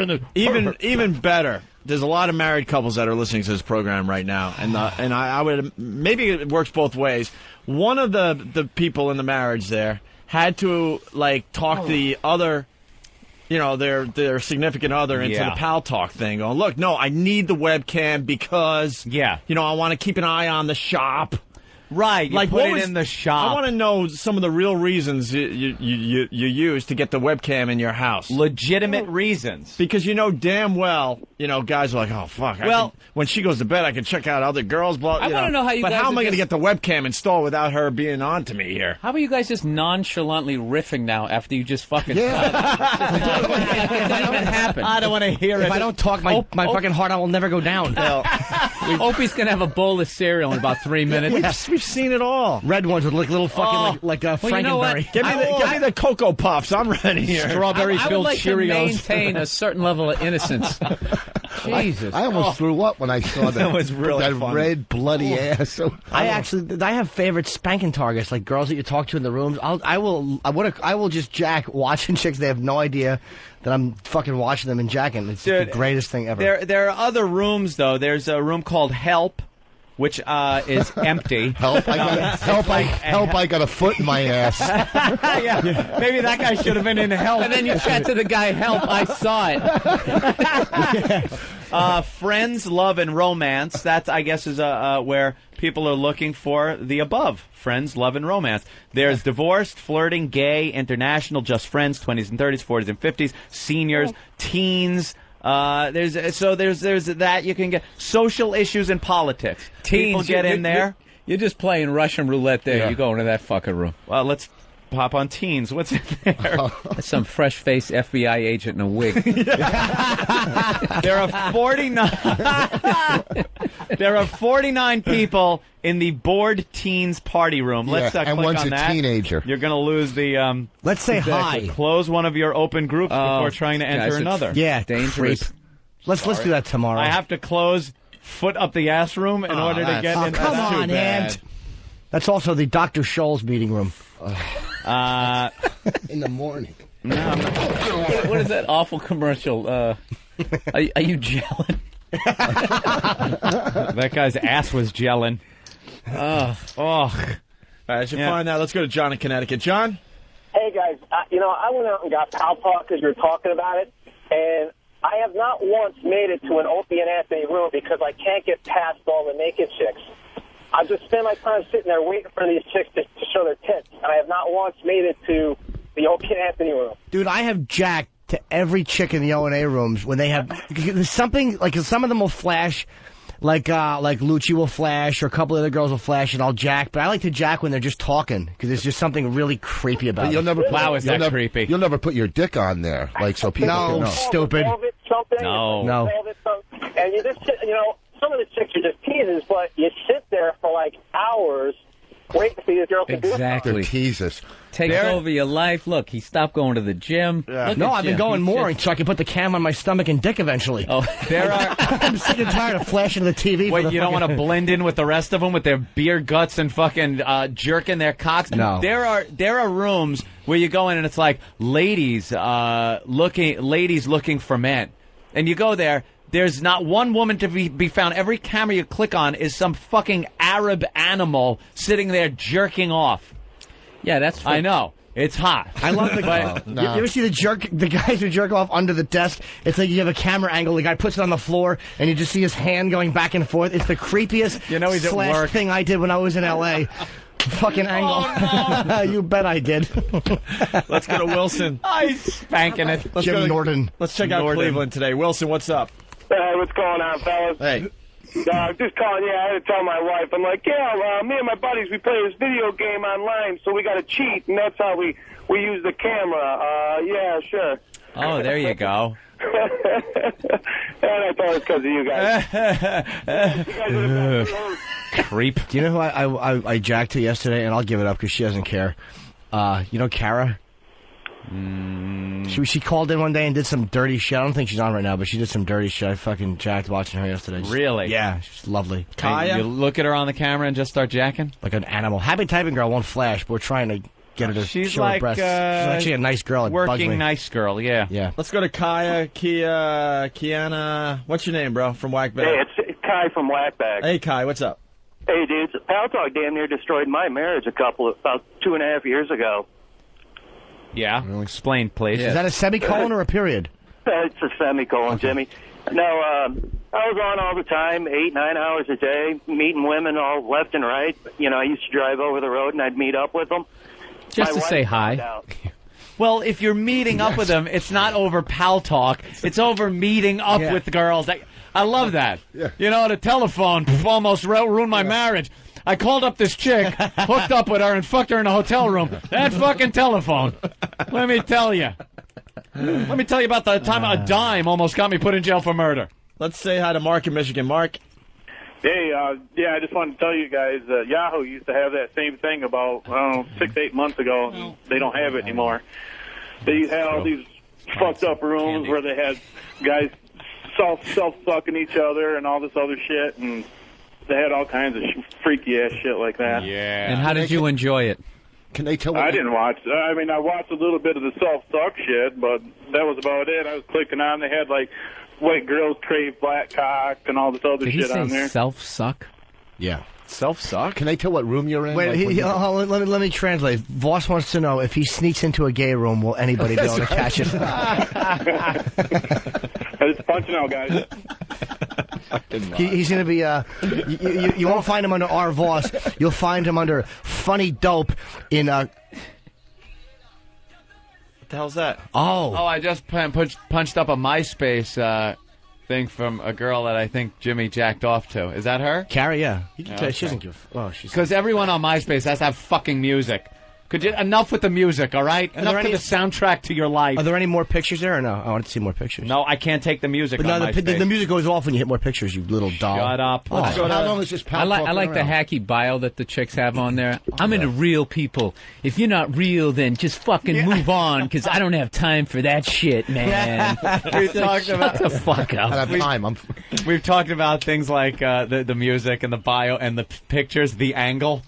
and the eye, where you just see the girl's eye, and there's a lot of eye giving the makeup finger on. like you're some sort of badass, and like everybody has that at this point. Well, or lips. How they hide that they're a fat Yeah, pig. and you go to the more pictures, and it's just them all blown up. Well, they only do from the neck up. Yeah, See, there's they going to have be a to problem. have a picture holding up a newspaper with a date on it, Yeah, so you do know. that too. Hold up with the date, so we know that you're not fat anymore. Or they're fucking standing on a beach, but they're like 400 yards away. Like it was taken with the... Who took that? Fucking the Hubble or the Gotti surveillance team? You fat cunt. You think you're fooling with that. You're floating over the Super Bowl, you fat pig. Let's go to Sonny Forelli. Sonny. Hey, guys, what's happening? Good to hear from you, Sonny. Sonny's been a plug whore all day on Pal Talk. He keeps wanting to put up links. What's up? No, I'm not putting up any links. I'm just letting people know where to go. Hi, sweetie. Hey, listen, I got Pal Talk, obviously, and I'm married. But, see, I made my wife sign a contract. Yeah, sure you did. Yeah, I did. You wanted a big laugh on that. Nice one, Sonny. Okay, all right. so AOL paid like $500 million for MySpace. Yeah. How much do you think they'll pay for Pal Talk? I think Fox bought it for $750 million. I What, think. for MySpace? MySpace? MySpace, yes. Yeah, let's go to Brian in Michigan. Brian? I think. Shitfoot. A little late, but he got it in. Shitfoot! That is hilarious. And that was actually Heather Mills doing it. So what a balancing act. One more. BCH. Nothing? Oof. BCH. Boy, did that bomb. I thought I would get a nice laugh. I wasn't listening. I said it was Heather Mills doing it. So what a balancing act. All right, now that's funny. Shitfoot. I'm just thinking of the fucking money that guy made. $750 million. Seinfeld, writing brilliant scripts, 10 fucking What's years. up, Opie? Yeah. What's up? Gets 500. Something I've discovered, as crazy and fucking cringy and outlandish as you think fucking ONF fans are, Pal Talk is the only place where they're the most normal fucking people in there. Yep. It's incredible. Because the other rooms are crazy. Yeah, the other rooms are, you just saw. How long did it take me to punch up a foot up some guy's ass? Yep. It was seconds. I know, and it's like fucking 10:30 in the morning, even if he's on the East Coast. Wait, it was kind of weird, though. Anthony knew exactly where to go. Absolutely. I know how to navigate to the foot up the ass. Let's point that out. Was that live or a video? I couldn't tell. Yeah, who knew? Will you just give him the link so he can go in and his, want the his Pal stripper Talk? fake name? Are you computer savvy at all? No, I don't do that gross. I go on my... I'm not talking about gross. I'm talking about, do you know computers enough to download a program and run it? Yeah. And not have Bonnie come over and help you. Don't worry, Rich. It's not too addicting. Yeah, an addictive personality. Yeah, Rich is here because he's celebrating 20 years of sobriety. 20 years sober. We got to get him. And now we're turning him on to Pal Talk, so it's his new... At least it's a round number on his act. For a year, you have a round number to do on for your act for a year. Oh, 20 years. At least not like 17. Yeah, who cares? Congratulations. Thank you. Bring in the cake. No one cared that I had 19 February 1st, but the fact that my friend That's because Rich it's not part of your fucking act. Yeah, you don't say that every 3 seconds. First of all, I don't do it that much in my act anymore. And I haven't even eaten because you're drinking. Huh? And Rich, we've brought a little cake for you. Oh, that's happy being clean for 20 years. Look at that's fucking cool. It's a crack pipe. It's a crack pipe cake. Oh, that's fucking the best. Get a picture before you fuck it up. We actually pass it around and have everybody have a slice. We're bigger than U.S. Steel. Then in the. If I see a gay Jew in Pal Talk, I'll know I have a partner.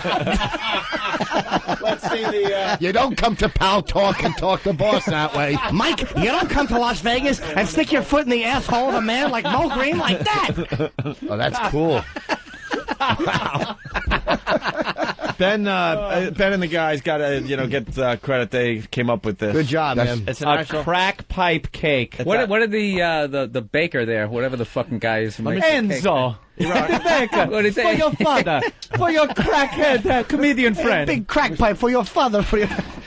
If you almost fell, didn't you? Don Corleone. That'd have been great.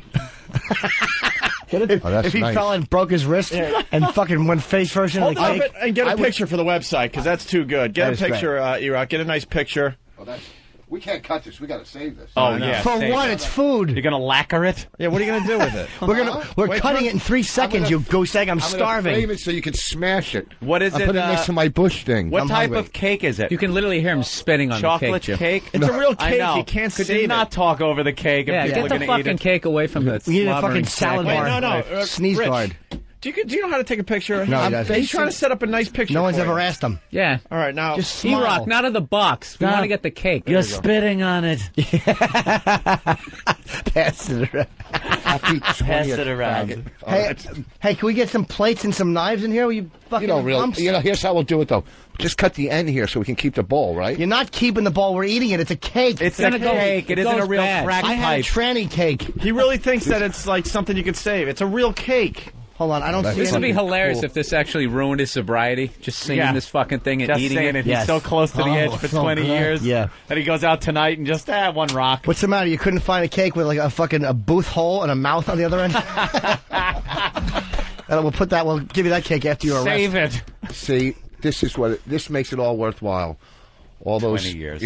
No, I mean coming into studio and having this thing. This is great. Yeah. I'm telling you. Rich, don't try to have a touching moment on the I show. know, I'm very happy for Voss. That's a What are you tremendous kidding thing. me? 20 years. Seems like yesterday you were sucking dick for crack. Right? No, I mean it's tremendous to be 20 years sober and still act like you have 90 days. I'm fucking as dry as tumbleweed. Yeah, you cut the first piece, Rich.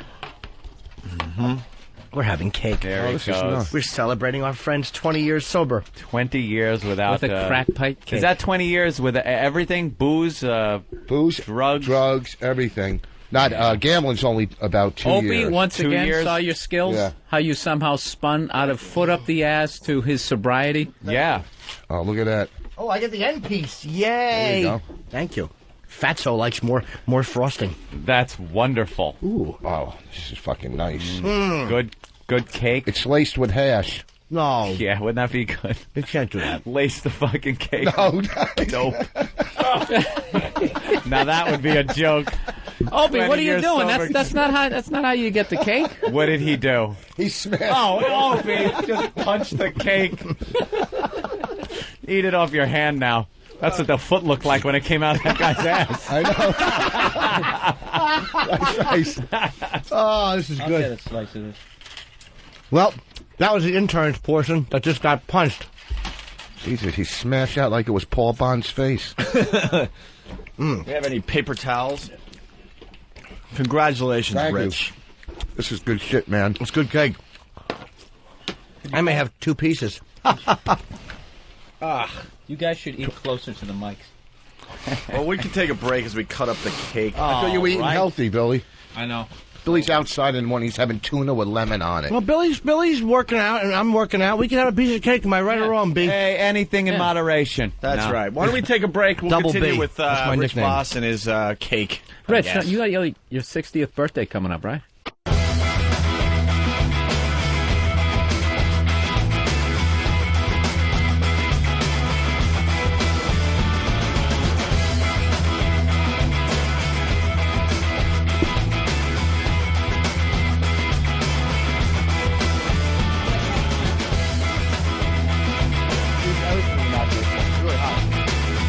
Everyone's getting a piece of Rich Voss's cake.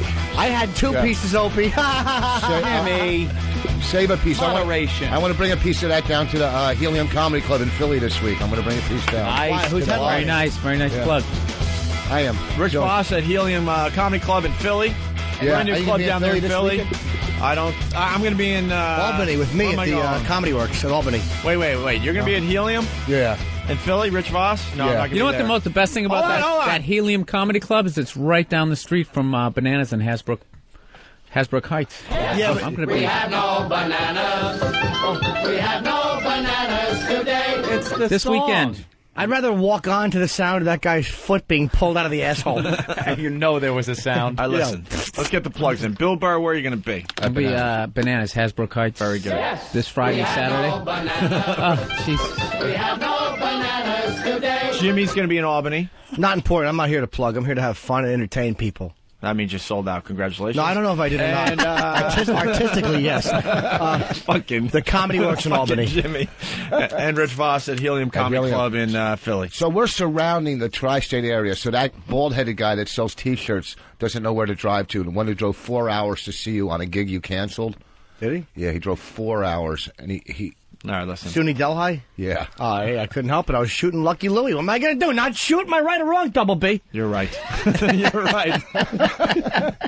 Nathaniel came in here to tell us something. I would like him to tell everybody. All right. Live on the radio, because it is too good. I'm not setting him up. This is really a good thing. Nathaniel? With his riveting energy. Here we go. All right, is this running? Yes. All right. I didn't want to steal his line. Danny is the star of a new advertisement on the 202 network. Really? Yes, he's hawking some wares. And what would the wares be? Pretty sure it's boner cream. Boner cream. That means we're doing well with this radio show. You know if the something? boner cream advertising is coming in. Once this show you is start getting blowing the up. boner cream. Are you kidding? No, it's a brand new sponsor. Can we hear this spot? Welcome. Let me hear. Wait, did they pay you for the spot? Oh, God. Oh, Jimmy. Jesus. Who Jimmy? gets gaseous after 2 slices of cake? I want... He heard the word boner. Oh. He gets gaseous after he breathes. God, I haven't farted in the studio in a month. I know, and it's been very nice. I just get scared. All right, let's listen to the new spot, Anthony. The new sponsor. It's some kind of boner cream.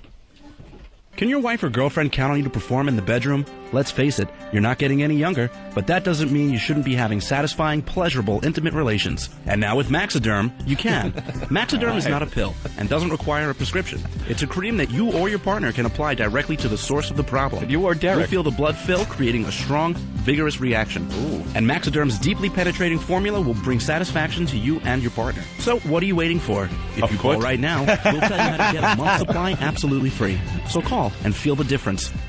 Try Maxiderm today, risk-free for 90 days. 1-800-560-6160. Don't let another weekend go by wishing you tried Maxiderm. Call Maxiderm right now at 1-800-560-6160. Your call is completely confidential. 1-800-560-6160. That's 1-800-560-6160. You know what I like about it? Individual results may vary. What? This product is not intended to diagnose, treat, cure, or prevent any disease. The faster you apply it, the better it feels. And Maxiderm doesn't work for anal sex. For that, you need tough actin to actin. I fucking bought this stuff years ago to put on your dick to numb it so you wouldn't fucking shoot quick. Right. So I put it on, and I'm banging my ex-wife, right? I couldn't feel anything. I couldn't feel it. And it kept, forever, I came out, I broke blood vessels in my dick. It was all black and blue from fucking so long. Wow. Because you can't feel it. It's completely numb. It was a numbing agent. How'd you stay hard? Huh? How'd you stay hard? Well, mentally, I was thinking, I'm fucking, so I'm staying hard, but you can't feel it, and it was just, you can get this shit anywhere. Why don't you just think of baseball or your last set? Ooh. Just something. Nothing? Last set. Jesus. It's just numbing. Oh, wow. Please. Fucking open mic or Billy jumps in. Danny, that was a great delivery, by the way. Oh, thank you. Great read. You didn't give out the number enough times, though. I didn't write the copy. It was very believable. Yeah. Did you try the stuff? Did they make you try the stuff? Get a free sample? No. That'd be nice. Come in, maybe a weekend, we could pop up the Pal Talk camera. You, Derek, your balls, you could rub it on each other. Yeah. Sword fight in the And then Steve can run in. I don't like the taste. He left, didn't he? It's his birthday today. Steve's birthday? Yeah, we told him to go home and enjoy how old himself. is he? I think he's, I don't know. He's probably upset he didn't get a cake. Yeah, let's go to Mike in Philly. Mike? Hey, guys. How's it going? Hey. Good. What a Hey, jacker. Voss, love you, man. What? Voss, love you, man. Thank you. Sorry, got a jacker in the room. He's not even a big mule, so it's not even fun to watch. It's just soft, and he's... oh, go ahead, you talk. Because I'm sure what Mike has to say is so much funnier than what Jimmy was about to spew out. That's fine. I was about to get to a big, long bit, but you go right ahead. What were you saying? Just want to know, if you use that boner cream, does your hand get bigger, too? Oh, that's all. Oh, God, that old gag. Way to go. Thanks for spoiling everything. Let's go to Chester in Newburgh. Chester? Hey, what's going on, fellas? What's up? Hi, Chet. Oh, thanks. Okay. I just want to let you guys know that that's not really a good ad there, man.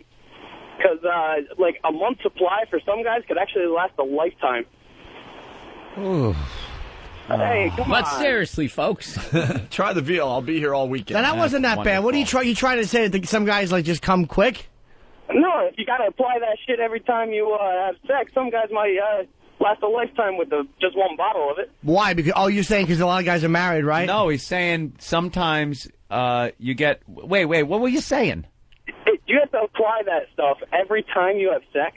Right. What stuff? The cream. The cream. Yeah. Yeah, just slow it down a little. So if you apply it every time you have sex, some guys it might last a whole lifetime. So what you're saying is... Because... They don't have a lot of sex? But because... is it... No, guys, I blew it up. No, we want to... It's funny, I just want to understand it. Yeah, you can't hang up now. Why would he need it more?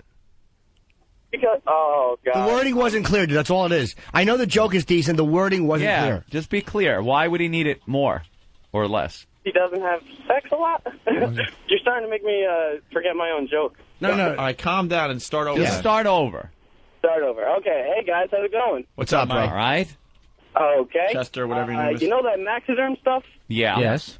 Well, if you have to apply it every time you have sex, yeah, some guys might use a free subscription 1 month of it in a lifetime. Well, see, you got to do it in more energy, like Billy or a Heffron type comic, like run around the stage. Run around the stage for no apparent reason. That's great. Hold on a minute. Voss, who's hurt 8 minutes too late. Wait. Oh, God. So the reason I'll sit on a stool with my feet dangling off of it. All right. Wait. Take it like a man. The final reason was that a lot of guys maybe don't enjoy sex with their wife. So, guys. Dude. No, but is that what it is? Some guys don't enjoy sex with their wife, so it would last them a long time. Yeah, hurry up and explain it, because we're coming back on air in like fucking 30 seconds. Is that why? Oh, I'm sorry. Can I just get a car crash and we can end this? What? A what? A what? Can we end this? Hey, it's Voss. Thank you. Hey, it's Voss.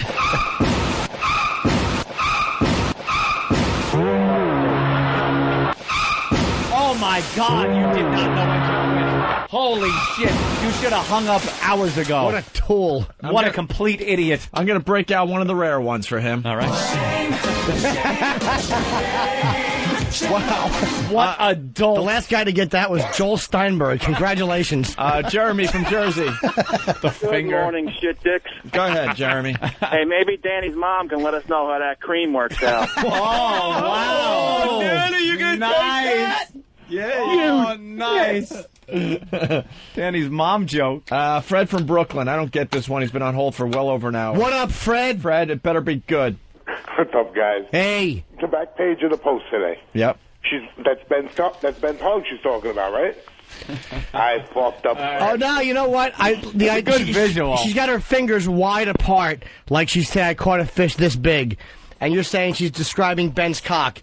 And you waited an hour to say that. It's Sassy Sasha. Sassy Sasha. Fred thought a visual joke would be great for the radio show. Thank you, Fred. It's something we do constantly. The joke's always good when you have to explain them. Exactly. Yeah. But hey, how do we know every listener that's listening didn't have a New York Post turn to the back page ready for that joke? You're playing devil's advocate, and I like it. Guzzo. Hey, morning, guys. Morning, Billy. Happy Wednesday, Jimmy. Hey, thanks, pal. Godspeed. Hey, really quick, Jimmy, you did sell out up here in Albany, except for the Friday 8 o'clock show, which I will be at. Are the other shows sold? I didn't even know that. The other ones are definitely sold out, yeah. Fucking me and Dane Cook, man. We're tearing up the country. That's pretty cool. One show left. Thanks, buddy. 8 o'clock show Friday for Jim Norton in What Albany. football stadium is Dane performing in? Oh, it's awful. He's doing Wembley. Christ. I'm doing Abu Ghraib. I feel a little jealousy in the room. A little jealousy. There's a little. No, you know what? To be it's jealousy, a lot of jealousy. No, it's a little jealousy. A lot of jealousy. You know what it is? To be jealous of somebody, they have to still be in your sights. fights. He's so fucking far over the horizon. I'm actually enjoying it. But I'm not. I'm still jealous. My website fucking has a C prompt on it, and his fucking actual live face pops through your computer and talks to you. Let's get a mic in New Orleans. I need help, Mac. Today, guys, I learned that anal sex has been upgraded from a 2-point conversion to 14 points. 14 points. 14. Attaboy. Let's say hi to our Rich in Michigan. Rich? Hey, if you didn't wipe off that excess Maxiderm, wouldn't the pussy just get big, too? Punch it out. Wouldn't the what? Pussy. Oh. No, it's not about being big. It's about staying hard. Ray Pierre. Hey, how you doing? Hey. I learned some phone numbers today. Okay. Hey. 212-584-5120. Mel Carmazon would love to hear from you. No, don't do that. Let's go to Vito in St. Louis. Vito. Hey, man, I think what that fucking amateur earlier meant to say is that a month supply of Maxiderm might have lasted Voss a lifetime. Oh. A lifetime. Oh. Way to bring it home. Momo. Yeah, I learned today that if you want to have sex, get it in writing. Yeah, put it in contract form. Makes it much more sexy. Anthony. Yes, sir. If you want to get the interns to stop using your bullhorn, take away their GBDs. You are doing so well. I'm sorry.